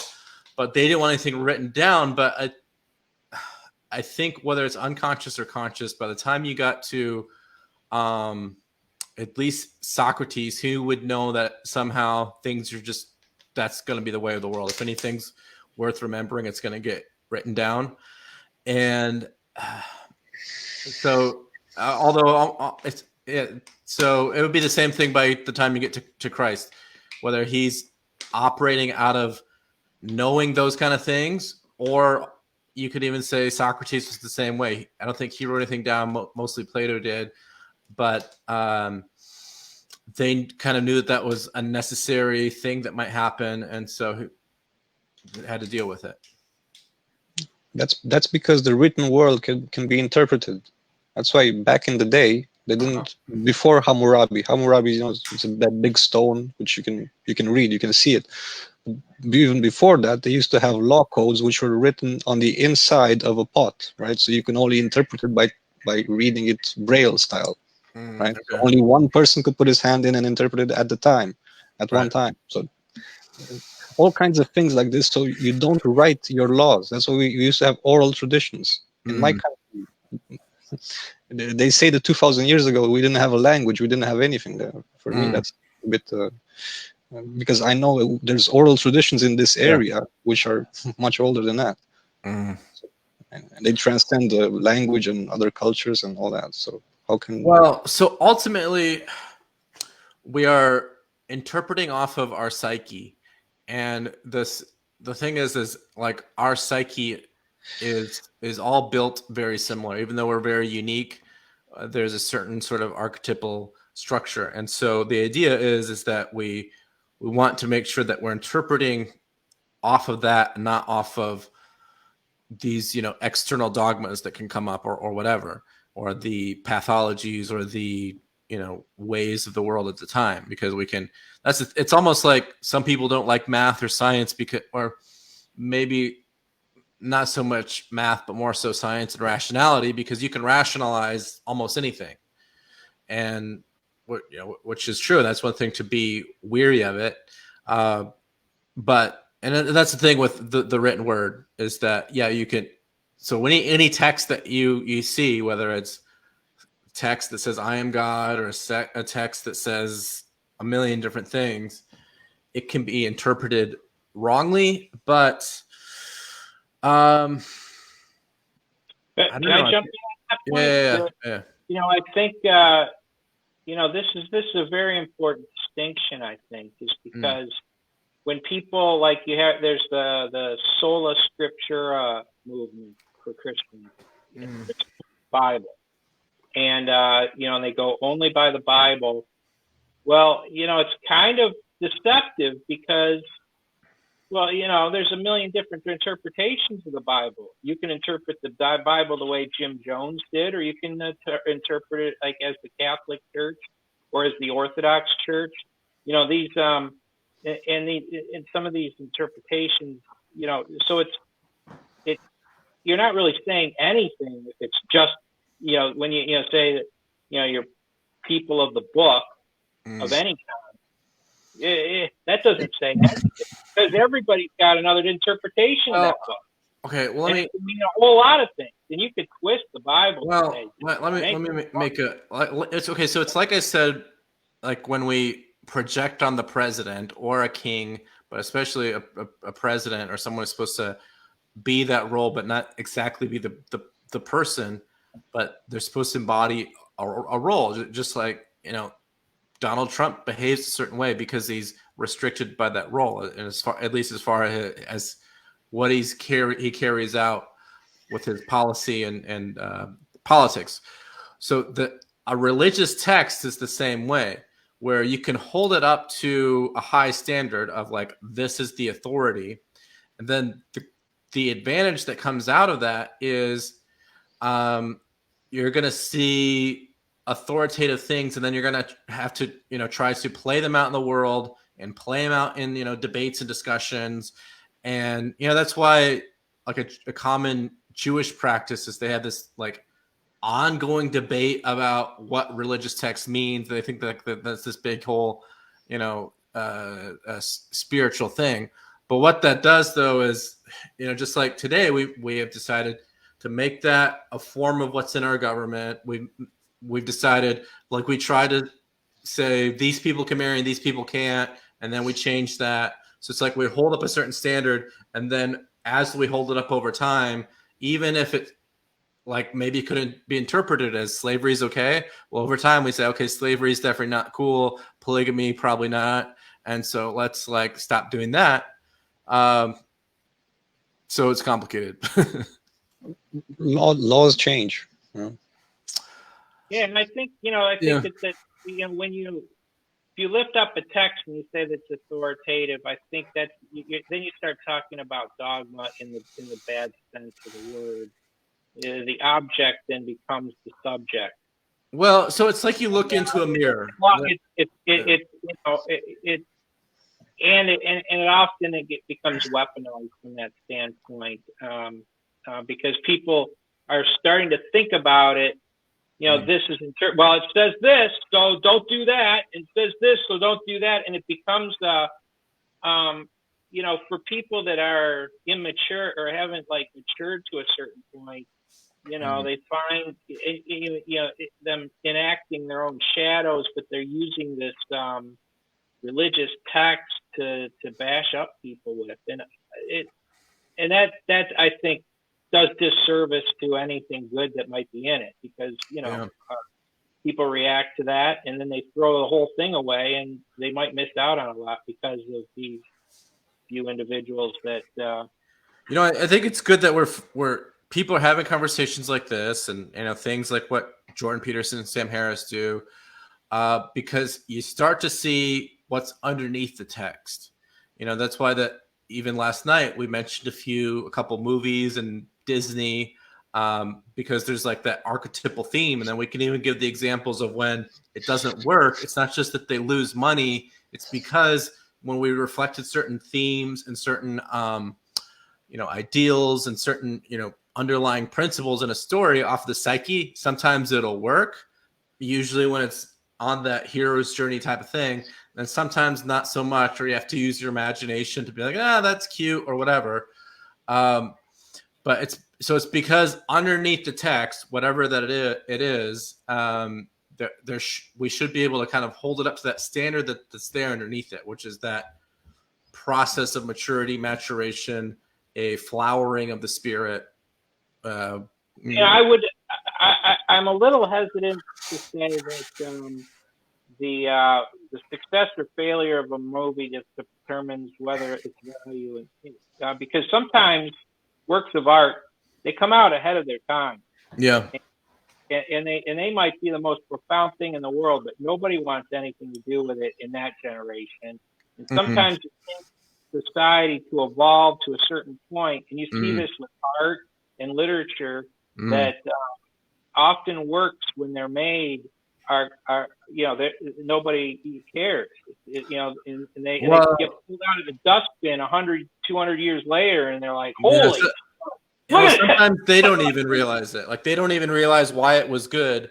Just like Nietzsche, it was just pulling out of these things out of his unconscious. He didn't even really completely understand what he was doing. It's just here's Zarathustra, surprise, and then he tried to make sense of it, which kind of drove him crazy, maybe among other things. And then I would say at that same time, it was Moby Dick. I don't think. I don't know much of the story behind it, but I don't think that he really. It was the same, death of God principle. Maybe he realized the other people at his time, Nietzsche and Dostoevsky. Yeah, there's this death of God principle, but I think they didn't realize to the degree that was so important. And now we realize, 100 or 200 or so years later, wow, that's the most important thing ever, which is what I was just talking about a minute ago. It's the principle underneath the text. That's exactly what Nietzsche did. He tried to develop his own morality, and in the process, he found Zarathustra in his psyche, in his unconscious. And then what drove him crazy is that led him back to the same morality that he was escaping. And that's a lot of what drove him crazy, and what Jung said it too, is that it caused the ego inflation, because it's this is mine, which is getting back to the issue of totalitarianism, rather than this is mine, this is the Lenin state or the Stalin state or the Mao state. It should be by the people, for the people, and then the individual ideals rise up. Yeah, Nietzsche did say with the death of God that it would end with blood. I mean, he was self-aware that with that death, you blow out all of those archetypal images out of the psyche, and right. And that was, and what was going to rise from the ashes was Wotan. Well, and what's interesting about it, he put that in his text 2 or 3 different times, the death of God.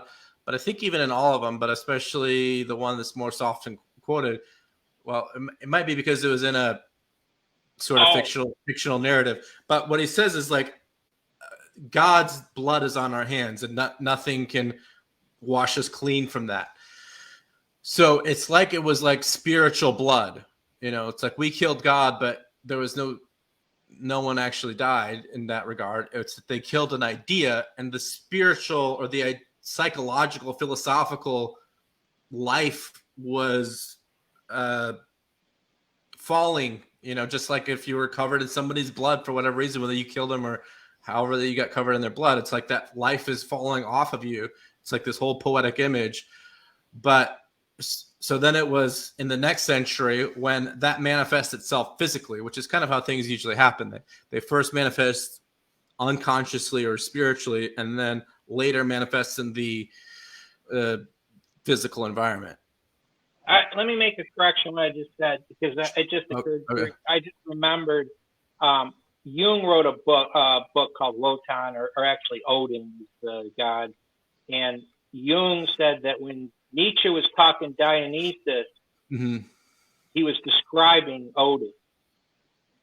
And that Odin was the spirit of the German nation at that time. And this was before World War II. And and he was like saying that it's a war god. And that's the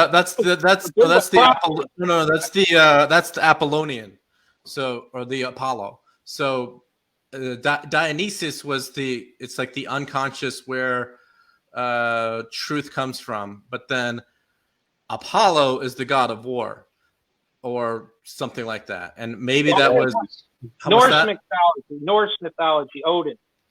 Yeah. Yes, Odin in Norse mythology, but in Greek mythology, it's Ares for war, and Apollo was more of a general healing god and beneficent, athletic, and. I guess it's a little bit confusing because of the different mythologies. I was kind of going off of Ian McGilchrist. Everyone should read his the Master and the Emissary, but he's trying to diagnose that situation too from Nietzsche of and because he thinks it's like a right hemisphere, left hemisphere thing, which is kind of interesting because now we have all the science to kind of say what's going on in the brain, where he says that the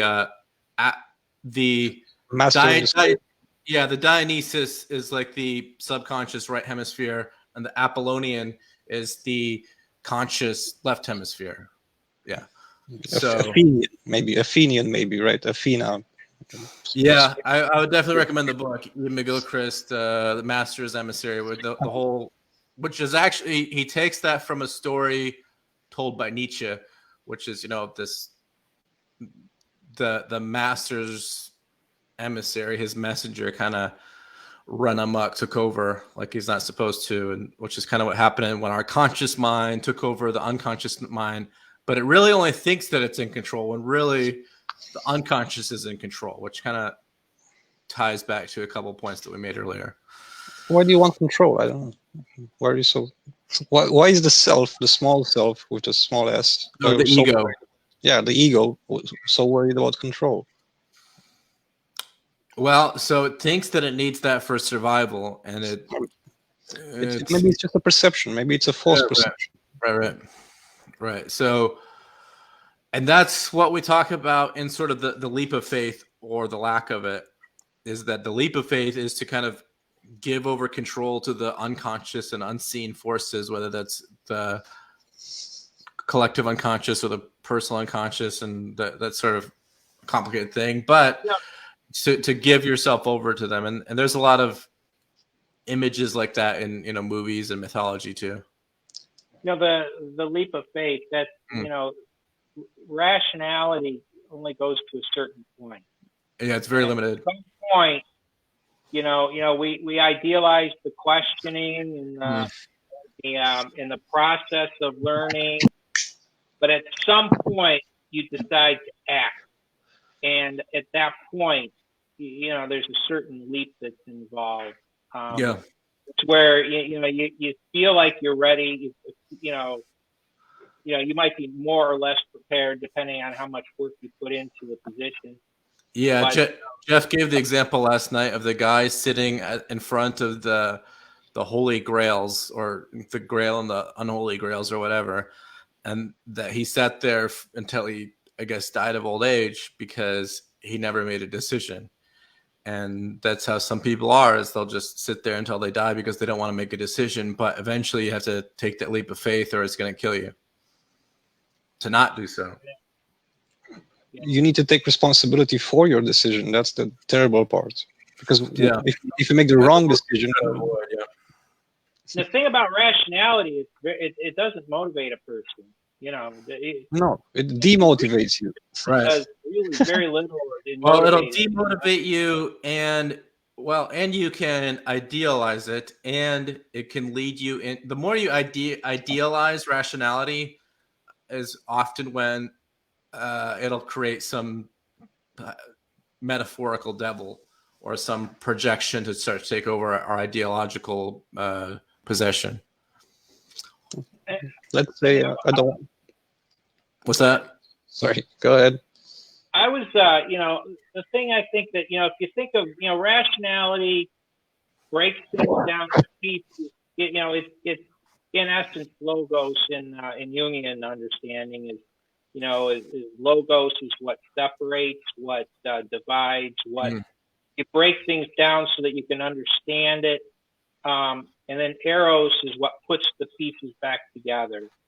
Right. And it makes them whole. And when these two, we tend to be one-sided, either with rationality or just with our heart. And the optimal thing is for these things to be working in tandem, symbiotically.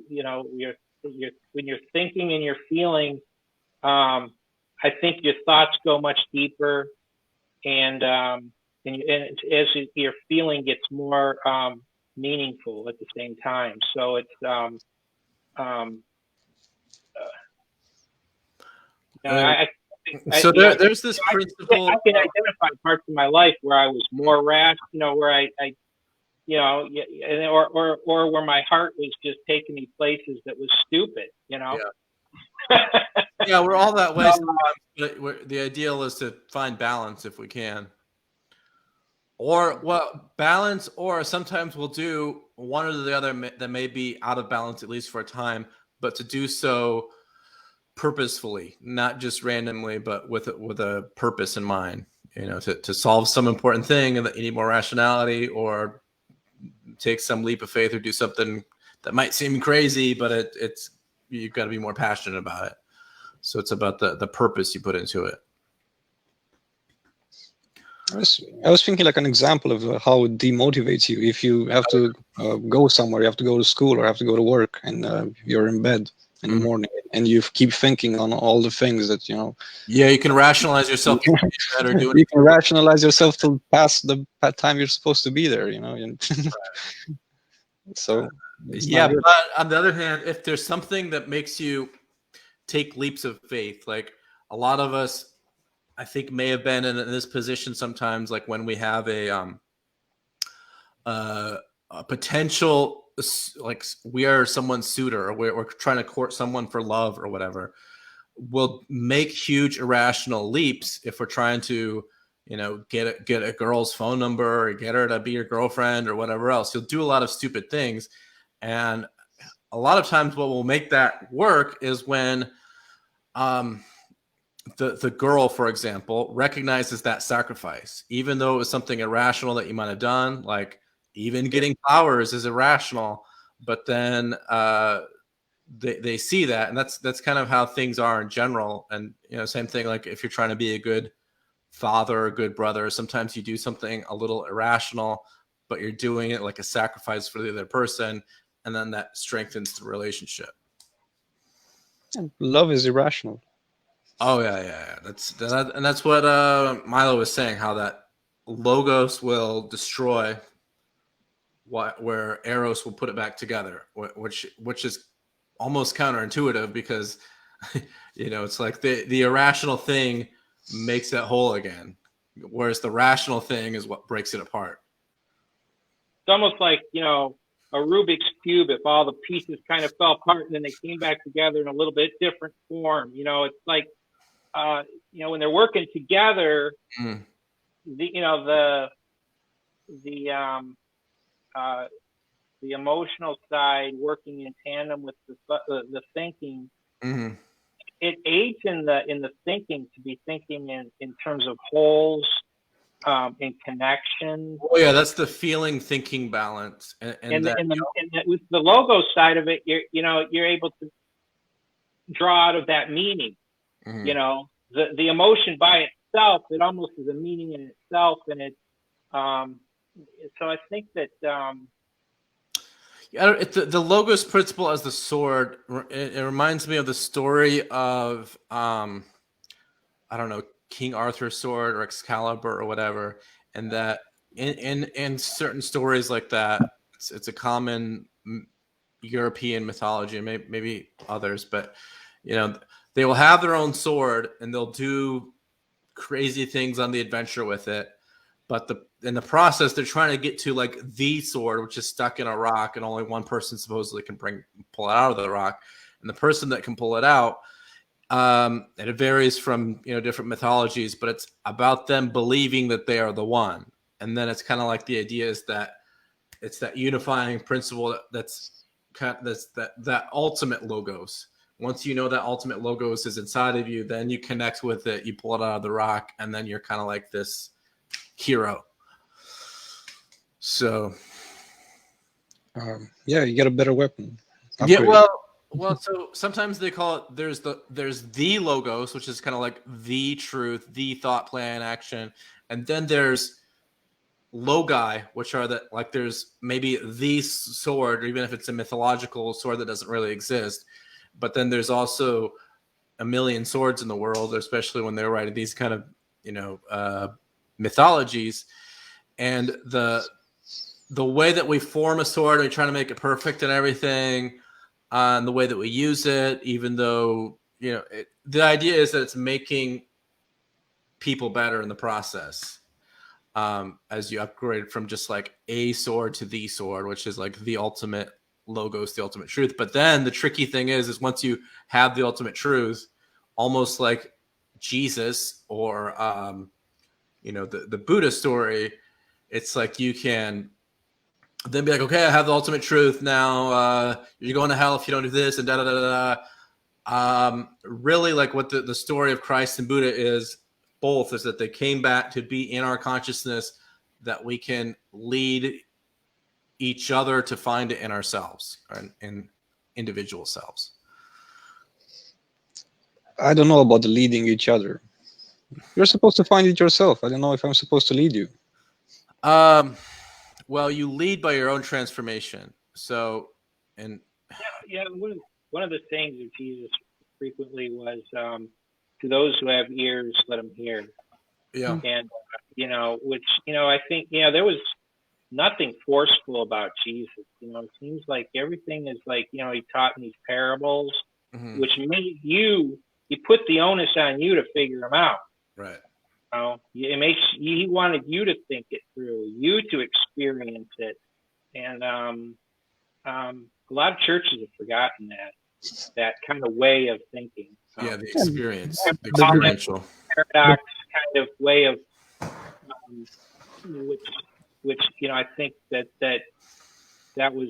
what Jesus, that's kind of how he was operating. So it's curious to me how far we've come from that kind of parabolic approach. Part of it's tricky, because what happens is people get like they get a truth, maybe when they're young or whatever, and then they present it to the world like this is the ultimate truth, and then people try to think like and act like, okay, this ultimate truth is the ultimate truth, when the ultimate truth is that everybody, and this is what people don't tell each other, but it is the ultimate truth. But like the ultimate truth is each person has to find the ultimate truth. And but nobody wants to hear that. They want to be given the truth, like that. Like Will Durant sometimes gives the example of how, like, in the story of leading Israel through the desert, when he came up with the 10 Commandments, they were able to be commandments because he didn't just be like, hey, guys, I got an idea. These 10 commandments. Then they would have been like, oh, you're an idiot. We don't like you. But if he came down and he said, this is the word of God, then they had to listen to it. And, that was that early first form of. The funny thing is that when he said that, he dropped the tablets, I think. Right? He did it twice. So a lot of people, I think, don't realize that part of the story is that he went up and God gave him the 10 commandments. And he's coming down and he sees that while he was gone, they made a false god. They made this ram, it was like a cow out of gold. So they made this false god that they were worshiping because he was up in the mountains for a while. And then out of his anger, he broke the tablets, and then he went back and got them again. Well, he got them orally. He didn't get them written the second time. He got them orally. You see? No, they had to be written. I don't know if they were written by God, but they were written because that's what was in the Ark of the Covenant, was the tablets of the 10 Commandments. We presume. We don't know. There's other assumptions about the Ark also. It could have contained something else. It could have been some mana thingy.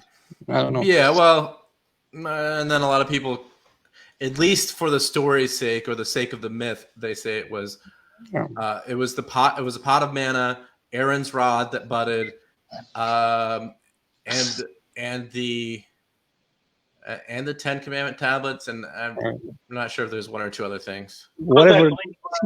Yeah. Put them in there. Yeah, put them in there. But all of those as symbols of Mary.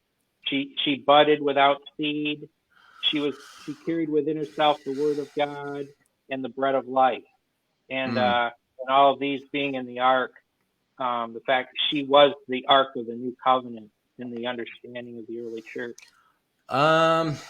See, that's a debatable thing is where the feminine fits into these mythologies. And so a lot of people will put Mary in that role, but I don't know. I think that's kind of a cop-out, at least if you're going to say that the Bible text is an authority.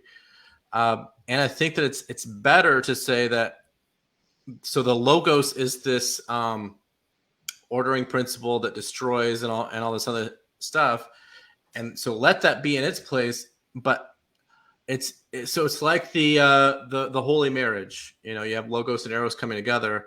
And so potentially, at least for the sake of the mythology, we would be the feminine, the potential church, which means that we give birth and we create and the Logos works through us to create truth in the world and all those things. And so I think that's a lot of times people don't like that it's like, no, they want to see a deified feminine, but no, it's that we're supposed to embody aspects of the feminine to create in the world. And I think that's better. And Jordan Peterson always makes that point of, it's like in the first or second chapter where it says male and female, he created he, them. In other words, God is actually, at least in the story, he's supposed to be like that yin yang, and his oneness of being is at least both feminine and masculine.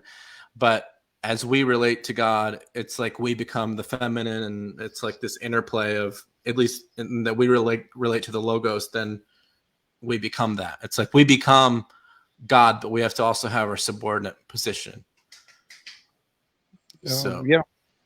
In the Orthodox faith, Orthodox Christian, they have something similar. For example, the priest is considered married with the faith. Right? He's married with the faith. There's a marriage between the person who wants to become holy and the teaching, let's say.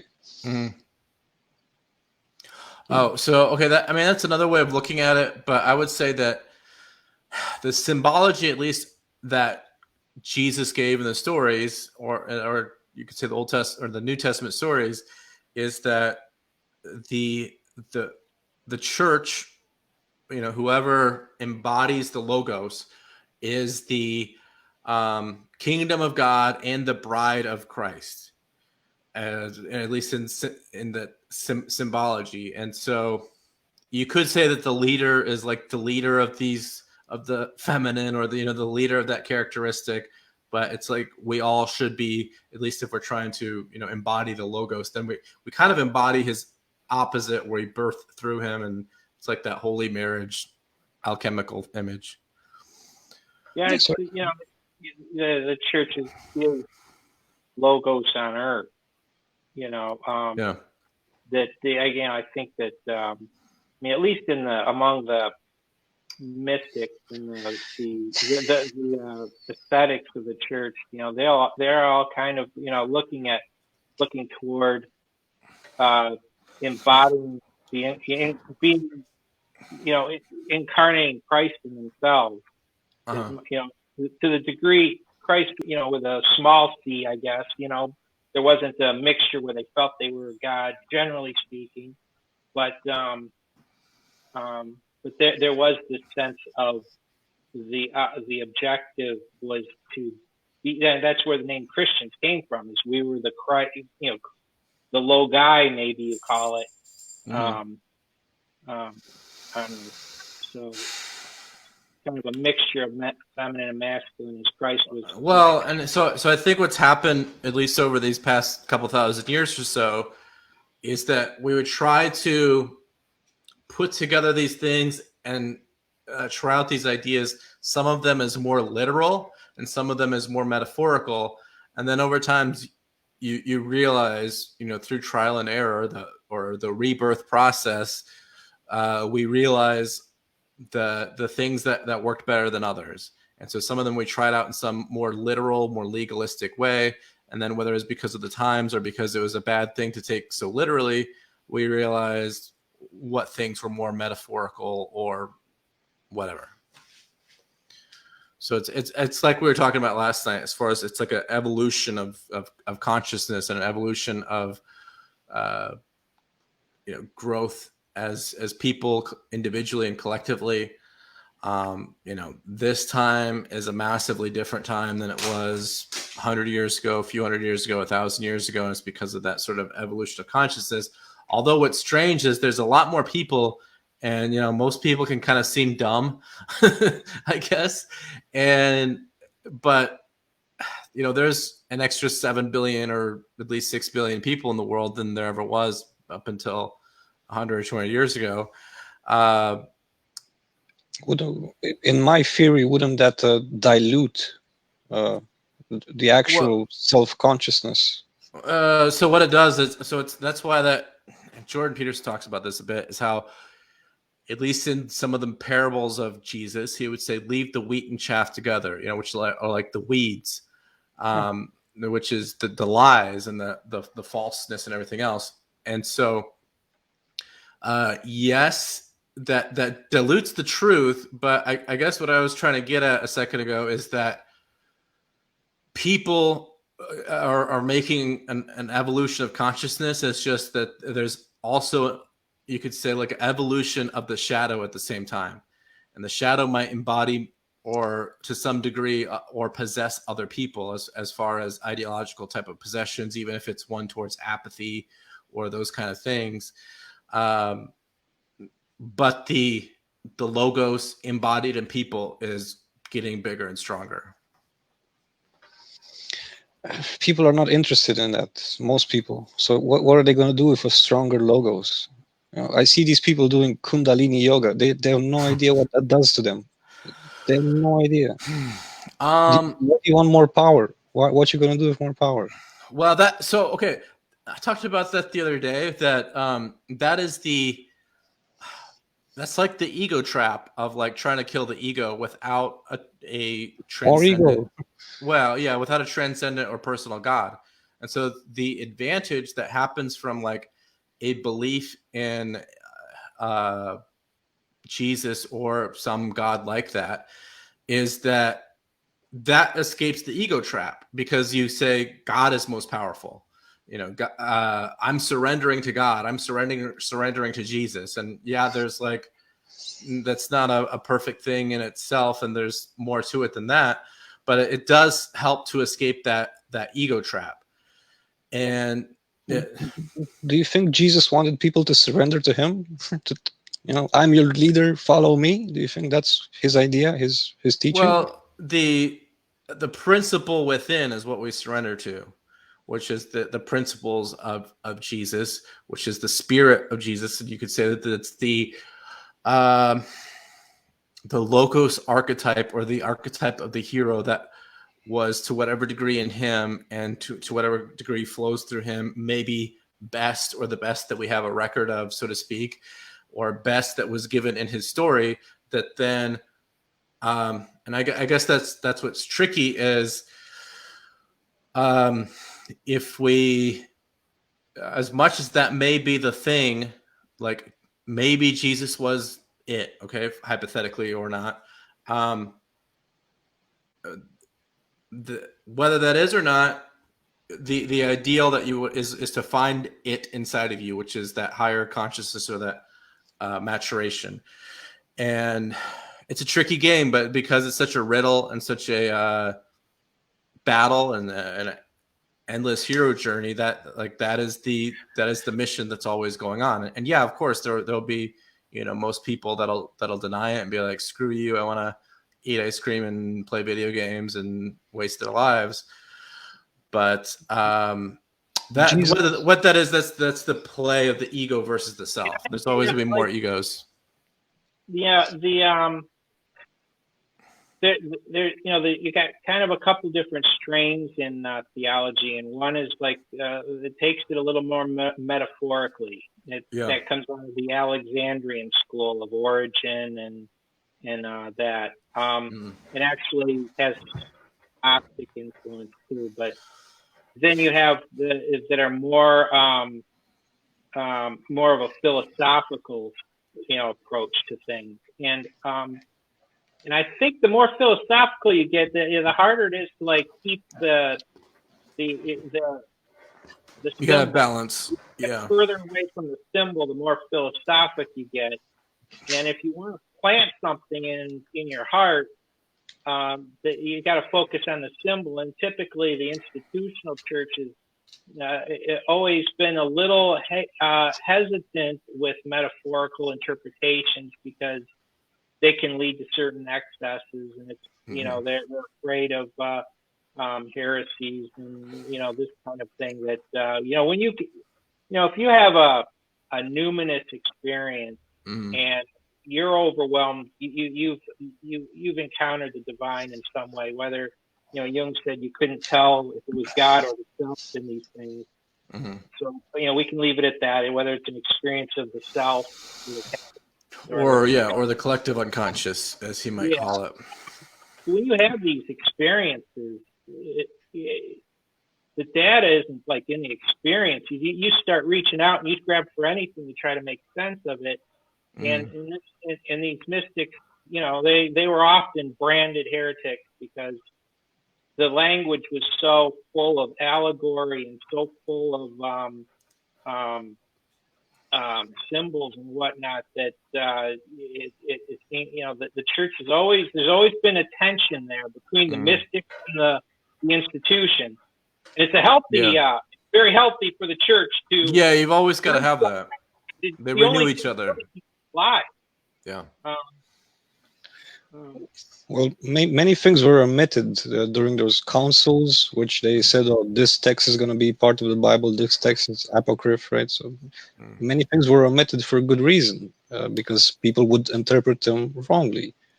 Well, yeah, some of it may have been good reason, some of it may be bad reason, and that's what you've got to debate with reason. But the thing that comes up, just like we look at these thousands of hero myths, is you start to find that common hero story, and the story or mythology or whatever you want to call it of the spirit of Jesus or the actual person is, you've got to be able to at least hypothetically think of it as either/both. And so that's what's underlying. Like, even if we could say somehow with an all-knowing super intelligence, we know A, B, and C shouldn't be there, or A, B, and C are taken the wrong way in the Holy Scriptures, there's an underlying principle, and what it is that our psyche has been doing these kind of things, whether it's an oral tradition or a written tradition or feeling inside pots or whatever, we've got this, we've been developing stories of the ideal for just about all of our existence on Earth. And so it's baked deep inside of our psyche, which is kind of this invisible, and it may be biological and built into our brains to whatever degree. It's conditioning, isn't it? Well, it's conditioning of our genes. Well, you could call it natural selection of what we're given. And so it's going to be both. It's psychological, I think.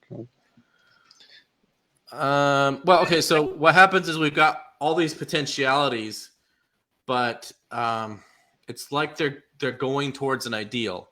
So it's like we could, like a child born at any point could become the next Hitler or become the next Martin Luther King Jr. or Gandhi or Mao or anywhere on the spectrum, because they all, maybe some of them are more genetically drawn one way or another, but it's what unlocks the potential. And scientifically, what unlocks those potentialities is novel experience. So when you go through experiences that are unusual, then you have to go through a sort of hero's journey. It will unlock and sometimes even change your DNA and change really what you are as a human, even on the biological level. Then there's a more evolved consciousness / person even during their life, and they'll even pass on those genes. So then the stories emerge built into our psyche and handed down orally and written, and then we're to try to live up to those ideals. One take on that Jung did is, he noticed that in every culture, going back to prehistoric times, you find mandalas. Yeah. And in these mandalas, there you have, there's a center point to the mandala that it's revolving around. Yep. The mandala is being a symbol of wholeness or oneness, that takes account of the multiplicity, but it all has to unify. The unify. And then this is he would say that that's like structurally part of what it means to be human, is to have that impulse to unity or wholeness. And and from this you get the primordial man, you get the philosopher's stone, you get all these different symbols of whether you call it self or the God man, or you call it wholeness. They're all kind of saying the same thing, and it's got all these things that are circling around the one, the center, the center point. The one, like Neo, which is the ideal of, on the outside, it's more of the collective consciousness, and then as you go toward the center, it's like going up through hierarchies, ascending to the top of a pyramid or multiple pyramids, depending on how you think of it. And then at the top is that the one, like Neo, the one who can take the Holy Grail or pull the stone, the sword out of the stone. And that's that ideal personality. And the thing is, that's just how that we're made, is that we're going to always, and what it is, whether you want to call it an evolutionary thing or whatever, is that it's like that we're built. So whatever that we would say that the perfect thing is, biologically / collective unconscious / evolution doesn't want to just like make the one be born or the perfect person be born. Although now they're kind of trying to do that with some genetic engineering. But what they want is the perfect person to be matured into. And I think that's a lot of what we're trying to figure out now, is that that's the ideal, is that people mature into a state of idealness rather than just are born that way. That is one, I think, of Jung's great contribution, one of many, is that he took the primitive mentality, with this sense of oneness with nature, And the modern man is very fragmented, and so he took this and he's like, look, this is the deepest part of our psyche. And then the whole idea of individuation is kind of a synthesis of our modern mind and that sense of wholeness. And I think that it was a much needed development. Well, it's what he did is he found what's always going on unconsciously. Yeah. And so what his work is and it's one of his quotes is, we have to make the unconscious conscious. And so if there was no Jung and people like him at and around that time, I mean, maybe the role would be filled by somebody similar, who would find those truths and present them, so to speak. But that whole thing has been going on, at least for all known history, and probably all history, including prehistory history. And that's why Jordan Peterson talks about lobsters. And that is the idea of, at least theoretically, those are our distant relatives, and we used to be lobsters. And lobsters have hierarchies, and it goes right into their brain, as far as, one who's defeated and low on the lobster hierarchy has low serotonin in his brain. But if you inject a lobster with serotonin, then he feels like he's on top of the hierarchy, even if he's not, which is similar to there's different kinds of drugs, whether it's dopamine or serotonin, and then it'll make the person feel like they're on top of the hierarchy, almost like taking cocaine or something, when they're not. And then then they imaginarily ascend to the top, and then it's like you have a puny lobster that thinks he's going to go dominate the king lobster, and then he gets destroyed. So there are these hierarchies, and they're inside of us. They're coded into our brains, even if we don't know it. In fact, it's a psychological thing. Like, we have a dominance counter inside of our brain. We just aren't usually conscious of it. If we think that we're in, and he gives this illustration in the first chapter of his book, 12 Rules for Life, how that some people, they know that they are on that, like, if dominance, we usually just say 1 through 10. So like a 1 would be a bum on the street, and a 10 would, I don't know, be one of the most influential people in the world. But in our psyche somewhere, we know that, although at some point our values will change, or they may change. Some people's do and some don't. But as that they do, we might want to go up different hierarchies than others, because some are going to be higher because we don't. Go ahead. It should be, I think it's worth noting that the more hierarchies there are, the better. The more free the society is, the more different hierarchies can develop. And sometimes hierarchies run in different directions completely. Yeah. St. Francis of Assisi versus the king. I mean, they're both become a hierarchy, but they're going in different directions. And they serve different purposes for different people at different times, and they both kind of create certain kinds of balances. Doesn't that divide people? It divides, but it also makes them better. So it's like having two parties, the Democratic and the Republican, and you get half the votes there, half the votes there. Nothing gets done. Well, yeah, as much as that's a good example, it's also it's a strange example, because it doesn't. It's not like good and evil. It's like it's this weird imaginary tribalism that doesn't even make any sense. Because every single Democrat and every single Republican, they'll unite on a lot of things, and they will. It's just this strange thing based on their personal interest. No, it's not. It's completely based on just a false reality.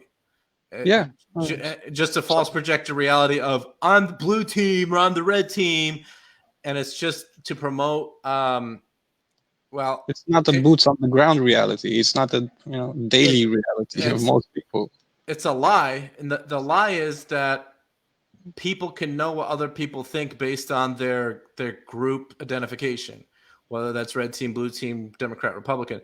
And so that lie, whether it's conscious or unconscious, is okay, be on this team because that's the way to the land of milk and honey. I mean, this is it's more be on my team because you don't want to be evil like that.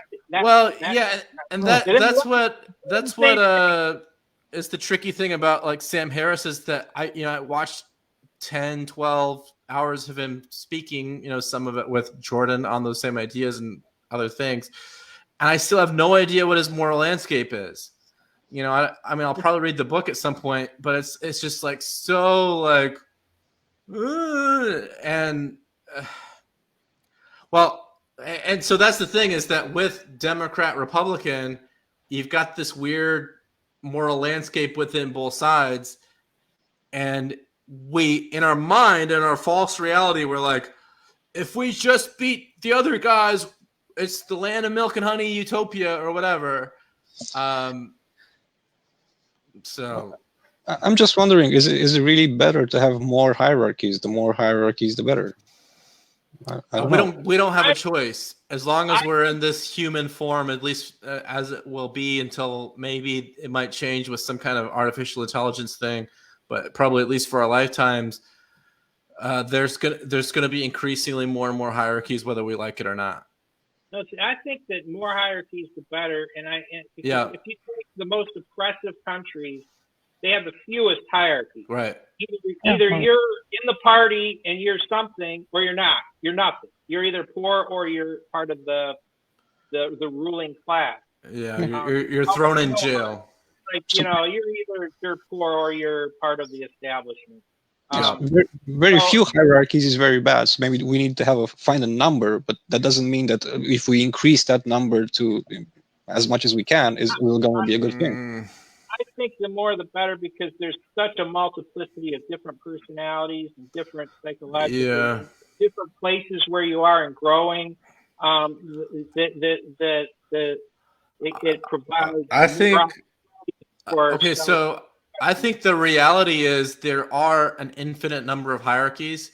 It's just the finite maybe question is how many hierarchies are we conscious of or should we be conscious of? Good. And in so doing, is it better to be infinitely conscious of more hierarchies? And then there may be some values in there, which might be something like, you want to be conscious of the ones that you're involved in. I think you might want to limit certain hierarchies that, or be looking at hierarchies that have become toxic. Our political hierarchy is toxic. I don't know what to do with it. I'll be honest with you. Well, so a lot of that is again, making the unconscious conscious. So if you start to see like Democrat, Republican, for example, then you'll start to see what they're both doing, and then you'll see that they're both a pile of crap hierarchies, if anything.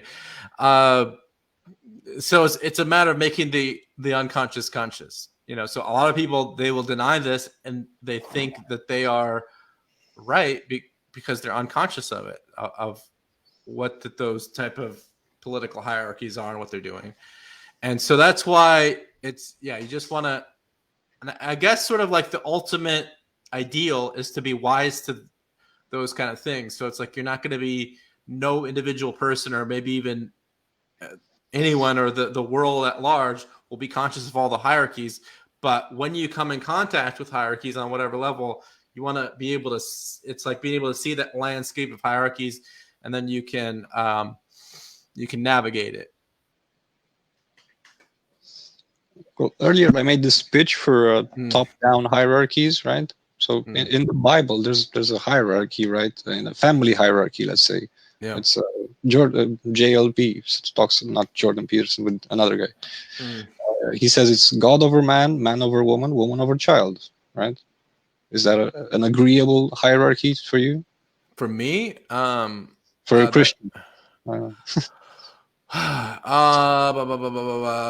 It's tricky because, okay, so just for an example, maybe it's almost like playing Paul's advocate / devil's advocate / whatever, but it says, wives, submit yourselves to your husband, but husbands, love your wives as Christ loved the church, and I believe it also goes on to say in that Christ laid down his life for the church. In other words, the man has to lay down his life for his wife, and theoretically for their children, assuming that they have them. And so that's again that sort of yin yang interplay of opposites, and so in a way they're equal, but in a way, and I'm not saying I believe men are superior to women. In a family structure or any structure, a lot of times it helps just to pick a leader, even if like a lot of these, right, and even if it's a sort of bad leader, like a lot of the modern television shows, they'll depict the guy as this idiot, Family Guy and The Simpsons, and that's because they don't want to have leaders. They don't want people to be leaders. They want them to be stupid. So they depict. And when we say, "Oh, look at Family Guy, that's so cool. I'm going to be like him," true, but again, it's almost like I say. Sometimes it's good that we have a president that is a leader. He's a leader, but in some regards, he's an idiot leader. But as we hold up the standard of truth against him, then he's successful. Well, what will happen is the reasons that we say he's an idiot or that he's wrong reveal truth, or a version of it, or a refining of truth. So same thing if you have a leader of the family or leader of the community that you say, that guy's in charge, whether he's male or it's a female or whatever, you pick a person. And then by picking that person, then what'll happen too is so in a family situation, husband and wife, for example, not always, but maybe you could say traditionally, the woman will submit, but the thing is the woman will usually get what she wants, even if she's submitting or surrendering, or she'll get what she wants because the guy wants to give the girl what she wants in the way that relationships typically go out. So the man is weak, maybe. Or he wants to be weak, and that's kind of weak. They're both weak. Right, we're all weak, and that's what happens is in our weakness of surrendering / laying down our life for each other, people become a stronger unit. That's also the same thing that happens in dialogue, whether you're having a debate or a discussion or whatever. You try to wrestle with the ideas, wrestle with each other's idea, and then both come out, and the ideas between you come out as stronger and better understood. But still, in the family, do you think that's a good hierarchy? I think that, I don't know. I kind of think that hierarchy is cultural. I don't think it's. I don't. I don't really. I don't think that kind of hierarchy is necessary. I kind of think that the best scenario is like a give and take, back and forth in this day and age. It's tricky because if it's changed, right? Because it's been a certain way up until 1900, let's say, and it's changed recently, hasn't it? Right. It's tricky. Yeah, I mean, I think it's changed largely. Well, the thing is, it changed. It changed consciously, and so we're going through a conscious transformation. Whereas before, not always, but in general, it was a different form of equality. It was like, assuming that the husband would lay down his life for his wife as she surrendered to him, just for example, in the family, then it's really an equality. And now it's like we're trying to redefine these roles, and it's kind of made things a little bit messy. And it's complicated because like in Islam, for example, they still have like women are like, the thing is that I think there's some aspects that maybe could work there, it's just tricky because like they put women in this very inferior position, but they also don't generally lay down their lives for their wives. You know, they just put this inferior position on her, and then that's where, you know, you can have a very unhealthy community and family and everything else. So in other words, you want to sacrifice everything for a wife potentially if it's a good healthy marriage, but that's why it doesn't work. It doesn't work when because the woman is just you're not going full, you know, you're not fully engaged in marriage. You just said yes, but you don't really mean it. Yeah, I mean, well, it's like their cultural understanding, which I think is false in that way, where like you can always say one is the authority, and maybe like I think what families try to do in the modern world is say you're authority in this area and I'm authority in this area, and that might be a healthy way to do it. Is like, you know, you have this responsibility, I have this one, but in the end, it's really both. It's like both of the husband and both of the wife, and they surrender to each other and lay down their lives for each other. I just don't like the idea of authority at all, because it implies one being more intelligent than the other, and hierarchy implies authority. It reduces the possibility for dialogue. And you know, and I think that in a healthy relationship, that you make decisions together, you talk things through together, and you know, and you do some give and take. You know, well, that give and take is the key, I think. Is that you know, there's like a personality that emerges out of the two. There's like two come together, and a third one emerges, which is really the authority.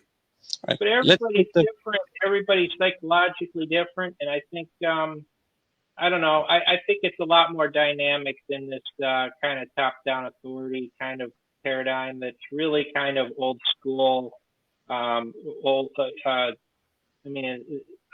of looking at things. So what about the relationship between parents and children? It's both. Whether they realize it or not, the children are the authority and the parents are the authority. I don't want to go to bed. No, you're going to bed. It's both. There's that interplay. It's a little different, and sometimes that's why it works almost like a trinity, where there's the mother and father are the authority, not just one. You guys have kids? We don't have kids. I've got a 17-year-old daughter. So sorry. Yeah. You know, I think, you know, when they're younger, you know, you do that. But you know, I like would mix in giving her some choices occasionally. You know. Well, yeah, it's the interplay. Of course, yeah. You got a dynamic. Especially when they get older like that. I think that because you know, I don't want to raise a kid that can't think. So you know, right. I was not authoritarian in any way, except you know, I would usually give reasons for what I'm doing. Look, you need to go to bed because you got to get up at this time, or you know, I give her like, and but you know, you raise somebody like that, and you know, you do start to pay a price a little bit. Right. So it's strange because it's like she's the authority and you're the authority, but really the ultimate authority is your daughter's future self, and that the authority is trying to make the best daughter, and you're both after that shared goal. You just don't know how that you're after it usually. No, only one of you is at that age. Only one of you might be consciously, and sometimes that'll change. But ultimately, you're both at that goal, at least unconsciously. Even if you have a bad, horrible parent, and I mean there may be some extreme, rare, different examples, but in general, even a bad parent will work toward that goal, even if they're trying not to, or they're trying to even do the opposite, because then it makes the kid rebel against the parent being a bad parent. And so it's like you're all holding up ideals, working towards them, whether it's conscious or not. Yeah, I mean, you get to a point you can't tell them what to do. You know, you talk to them and you try to share your wisdom with them, and But the more I let her make the decisions and me just give her some background wisdom as best I can, so far so good. Say that. Well, you never know. You never know. I mean, that's the thing about humanity. You We'll never know. always go through Right. ups and downs. But I don't know. I don't have kids, but I think one of the mistakes we do is we try to build human beings instead of grow them. You know, if you want to grow a plant, all you have to do is give it sunlight and water and just take care of it.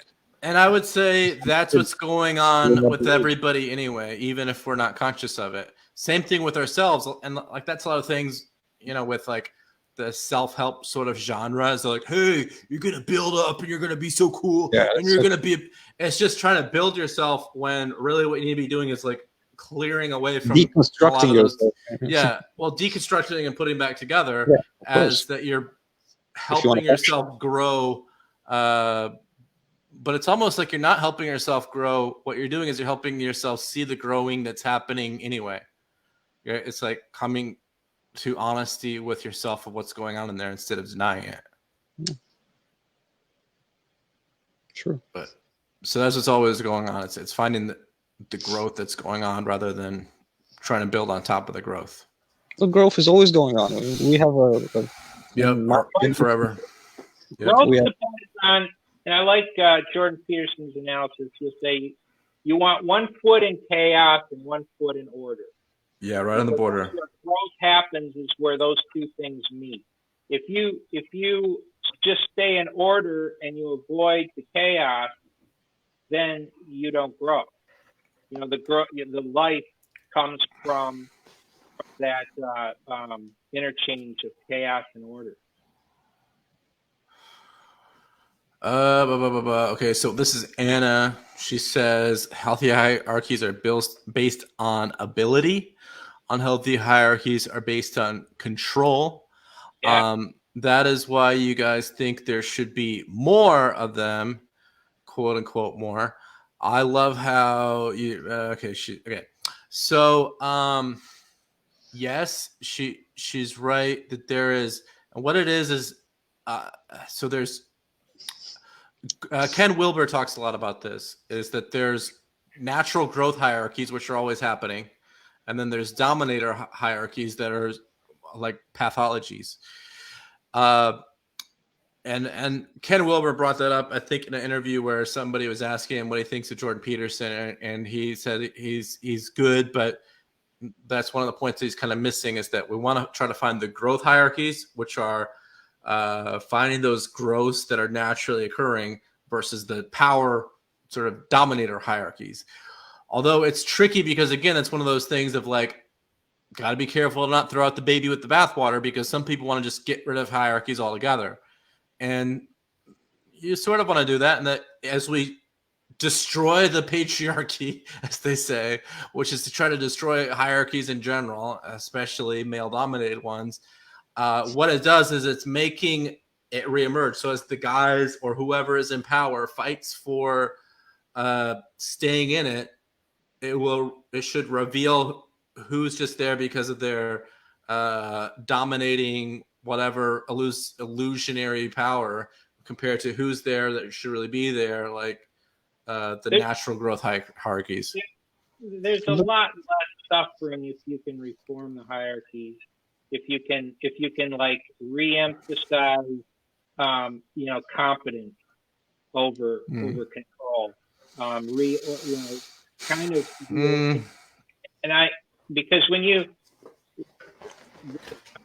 hierarchies usually serve a purpose, right? And when they do become toxic, right, you want to have a replacement that is like ready to go, or else chaos breaks out and everybody, it's worse than it was before, even though it was bad before. So some degree of conservatism on this point, I think, is worth to think about.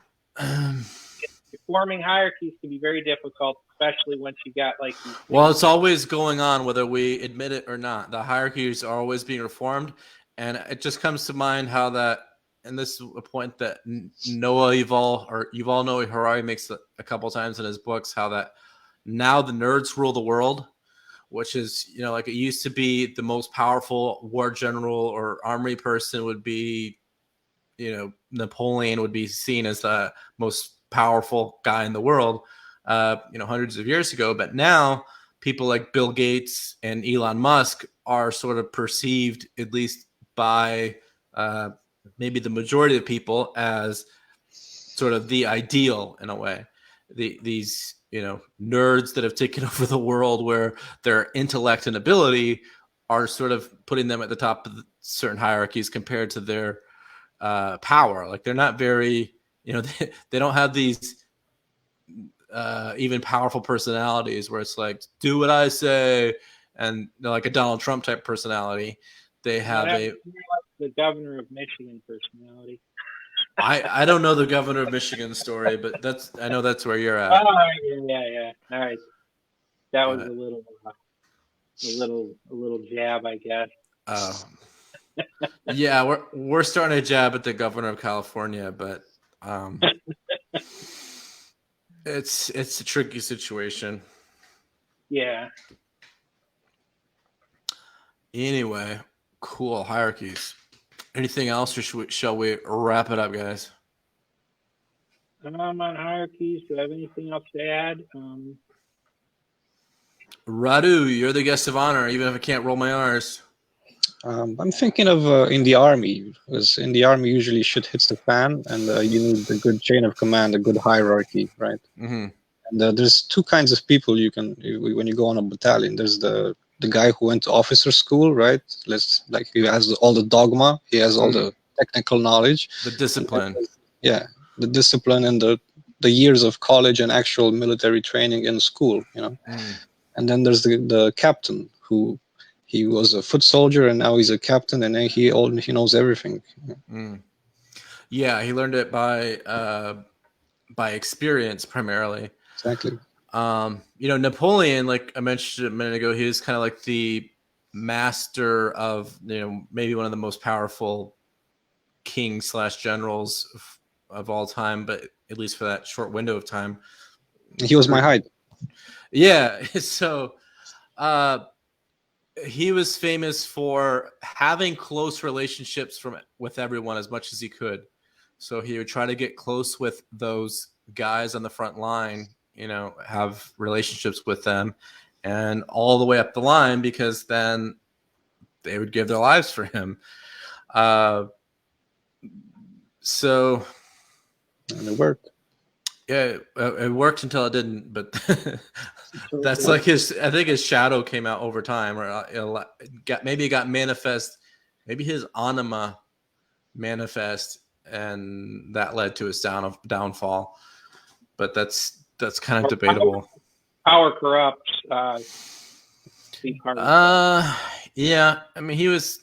It's a tricky thing. Yeah, well, that might be the thing, is that he was in a position of power because of his sort of he got there just with power, and so then the thing with getting to a position just out of power like that is then there's always someone who can manipulate the power game a little bit better until maybe you fall out of power. But like Bill Gates and Elon Musk, for example, I mean, I don't know, it's not like, okay, like Elon Musk is like bigger than the next Bill Gates because of, he's taking on space and Starlink and NASA and the future of cars and smoke and mirrors. It's what he built it on. Well, okay, but I say that because all right, that was a cheap shot. I know, but the idea is that it's not like the next powerful person would overthrow Bill Gates or Elon Musk. It's like, okay, now you're the most powerful, influential. Them being overthrown is by a person with more ability, as Anna said in the comment.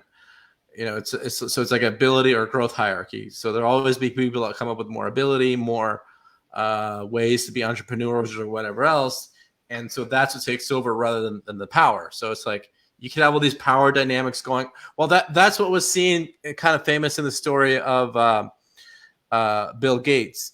I mean, Steve Jobs, and that he was Apple's success, in the 80s especially, and then in the 90s they threw him out, and then their company almost went bankrupt, and they brought back Steve Jobs, and he kind of put them in the position that they are now, and then he left this world. But so what that is, though, is they thought that, we don't need you now, but they really did, because they didn't have his innovation and everything else to make the company what it ought to be. And I think, back to, the hierarchies that are based on competence and abilities. This is one of the reasons why I think the more hierarchies, the better. Because when a hierarchy gets, stacked up with a bunch of power types and comes like that, you have then people that are not stopped there anymore. They can just move to another hierarchy. And if the more that you have, then you kind of, it almost becomes a certain market in which you can just let certain ones die. Let them fail. If you're going to just stack with a bunch of power play people, just let them fail. And but when we become dependent on fewer hierarchies, then you get this. Well, they're too big to fail. We'll just keep those people, in power because they're plugged into politics. They're probably the ones that need to fail the most. And that's why I say, okay, a lot of times, okay, you might say I'm libertarian leaning, but that's not. And sometimes people misunderstand that. Like they say, oh, you want to burn everything to the ground and not have any authorities. But it's more like, what we need is really free markets, but now we're in a position where the markets do need some regulation. But it's okay, if there's a good idea, the good idea should be able to succeed somewhere in the free markets, even if it's in a university or a charitable organization, things like people trying to promote equality. If you want to promote equality or whatever else like that, do it through the free markets, even through charitable organizations, or civil rights uprising and whatever else. Like, you don't need to mandate it of the land. And yeah, sometimes, like in the civil rights movement, there was a back and forth. Some of it came from, bottom up, and some of it came top down as laws changed and everything. But it's like, you don't need it to be mandated by the land. You need to come up from the free markets, whether those are economic free markets or those are nonprofit type free markets. That, like, those markets will make the best ideas win, rather than just whoever random person is in charge thinks can impose it on those who didn't get enough votes. I'm kind of with you on that, because it's more organic when it comes from below. Yeah. There might be some extreme scenarios where certain things have to be, done at the top, but but I think as much as you absolutely can, bottom up is always better, because it's organic. It grows. It corrects itself. And what that is it causes that dynamic, and that dynamic is kind of the spirit of our values. In other words, we shoot to the top and we say, hey, president, hey, law of the land, hey, governor, CEO, whoever is in authority, here's our demands. And then the ones that make it up to the authority and get accepted in that process then get shot down to the everyday people. And it's made to work in that dynamic. So, like, some idiot being like, oh, we should pave the streets with gold because it was in the Bible. Okay, let's put all of our money into gold and pave the streets that way. Whatever. So that it creates that dynamic, and that dynamic is kind of the spirit of truth, or working towards it, or a tool that we use to work towards higher truth. Yeah, I think that whatever it is, the quicker it's able to self-correct, the better. Well, self-correct and not do something stupid in the first place. And that's sort of the advantage to like our democratic system in the States is that it's designed to be really, really, really slow, so it can't quickly do something stupid for the most part. Now the markets, on the other hand, are designed to be as fast as the speed of money for the most part, and ideas and all that kind of stuff. So some will be quick and some will be slow, but the idea is that things, the ideals stay in place, the truth stays in place, and it's a slow enough update that stupid things don't come in. They do. No, they do, but I mean, the only reason democracy doesn't work is because we are not individuals. We are unconscious, most of us. So how can democracy ever work with non-individuals voting? Well, so it's right. So it's I don't know. It's like it's a growing process, and we're able to grow and become better as individuals and societies. Like democracy is still pretty brand new. Like it's should we have a law that only individuated people should have the right to vote? That wouldn't be very democratic, right? By your standards. No. No, the democracy, pure democracy, is mob rule. Technically speaking, constitutional republic.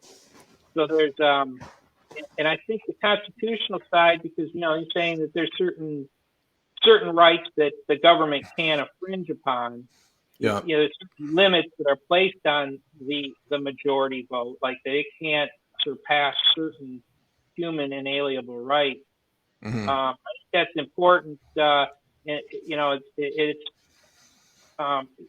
think that this is one of the problems why so many democracies have failed, is because they were pure democracies. Well, that's why it's an ever evolving thing. Gutted the country. So pure democracy, there's a lot of writings at the founding of the states that they were in great fear of mob rule, mm-hmm. and that the mob could they're going to create chaos. Because the mob has a certain prejudice. If we have 51% of people that want to kill all the Jews, then we kill all the Jews. You get 1% of the people that now we want to, Well, we don't want so that's why it's designed to be slow. And we have these 3 branches of government and everything else, so that if somebody votes, let's kill all the whatever race or religion or whatever else, then before we would do something that stupid, there should be a checks and balances and whatever else to say, okay, that's unconstitutional or unethical or on whatever else, and stop things like that. So that's why the system is made to protect itself against itself. Yeah, the checks and balances is meant to support that kind of stuff. Yeah, go ahead, Radu. Just a little side note. I think I know that you have a city called Cincinnati in America. Do you know why? There was a general called Cincinnatus in the Roman army. General, he was just a guy, and the people wanted him to be dictator to help them in a big struggle against some foreign tribe, Samnites. And he did that, and he renounced power after it. And the Roman people were so grateful that he was a dictator, and then he renounced power, that they, and that's why the Americans have this Cincinnati. Oh, look, a dictator that renounced power. It's a great thing. It's a great idea. Well, yeah, and that's why we have term limits, at least for the president, because we, like, some countries will have the same leader for until they die of old age, whether that's whatever system that they're using. The Romans had the dictator system. Like now, right. Trump has more power because of this coronavirus, right? He's endowed with more power because it's a dangerous situation. Well, yeah, when they can put that emergency jurisdiction on, and then they can do unconstitutional things. Although that's dictatorship. It is, and that's why that's what it is. But that's why it's good that we don't have Hillary for I example, know. because as much as Trump says stupid things, he's like the reason that he's had success in business is because he learned to get smart people around him and do what the smart people around him says while he's like whether he's at a microphone or on Twitter. But in the end, he'll do what the experts around him says, and that's what you see like pretty much 100% of the time. Anything that he does policy wise or something that's actually a presidential thing, he just had learned by that point to get a gut feeling or whatever or of who the best expert is and do what they say. In my opinion, that's what a modern president is supposed to do. Listen to his advisors. He's not a chieftain. He's not a dictator. He's a president. And that's why it's good that we had him right now, although some will debate that. But I think if we had Hillary, it would be more of a dictator thing, and we wouldn't know who the dictator is really, because whether that's a ideological possession or some secret organization or people projecting that on her just because nobody trusted anything that would come out of her mouth, or if she's even not talking, then it'd be like, why are you not talking? We can't trust that. She's just completely untrustworthy, which is the most important thing in a leader. Yeah, of course. But that's a vote of confidence when you vote, right? A vote of confidence for 4 years or 5 or whatever. Yeah, or until they get thrown out of office or something. Yeah. But still, that means they lost your confidence. That's why they get thrown out of office.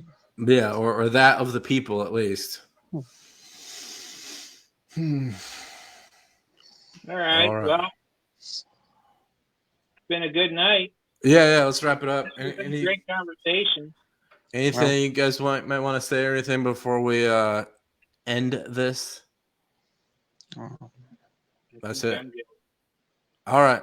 Okay, guys. Well, thanks for tuning in, and we'll do it again sometime. Yeah. How many viewers do we have? It looks like one, but sometimes people watch later. So I usually get 1 or 2 at the time, and then a couple dozen later. But anyway, all right. Thanks, guys. Cool. Bye. Take care, guys. All right, bye.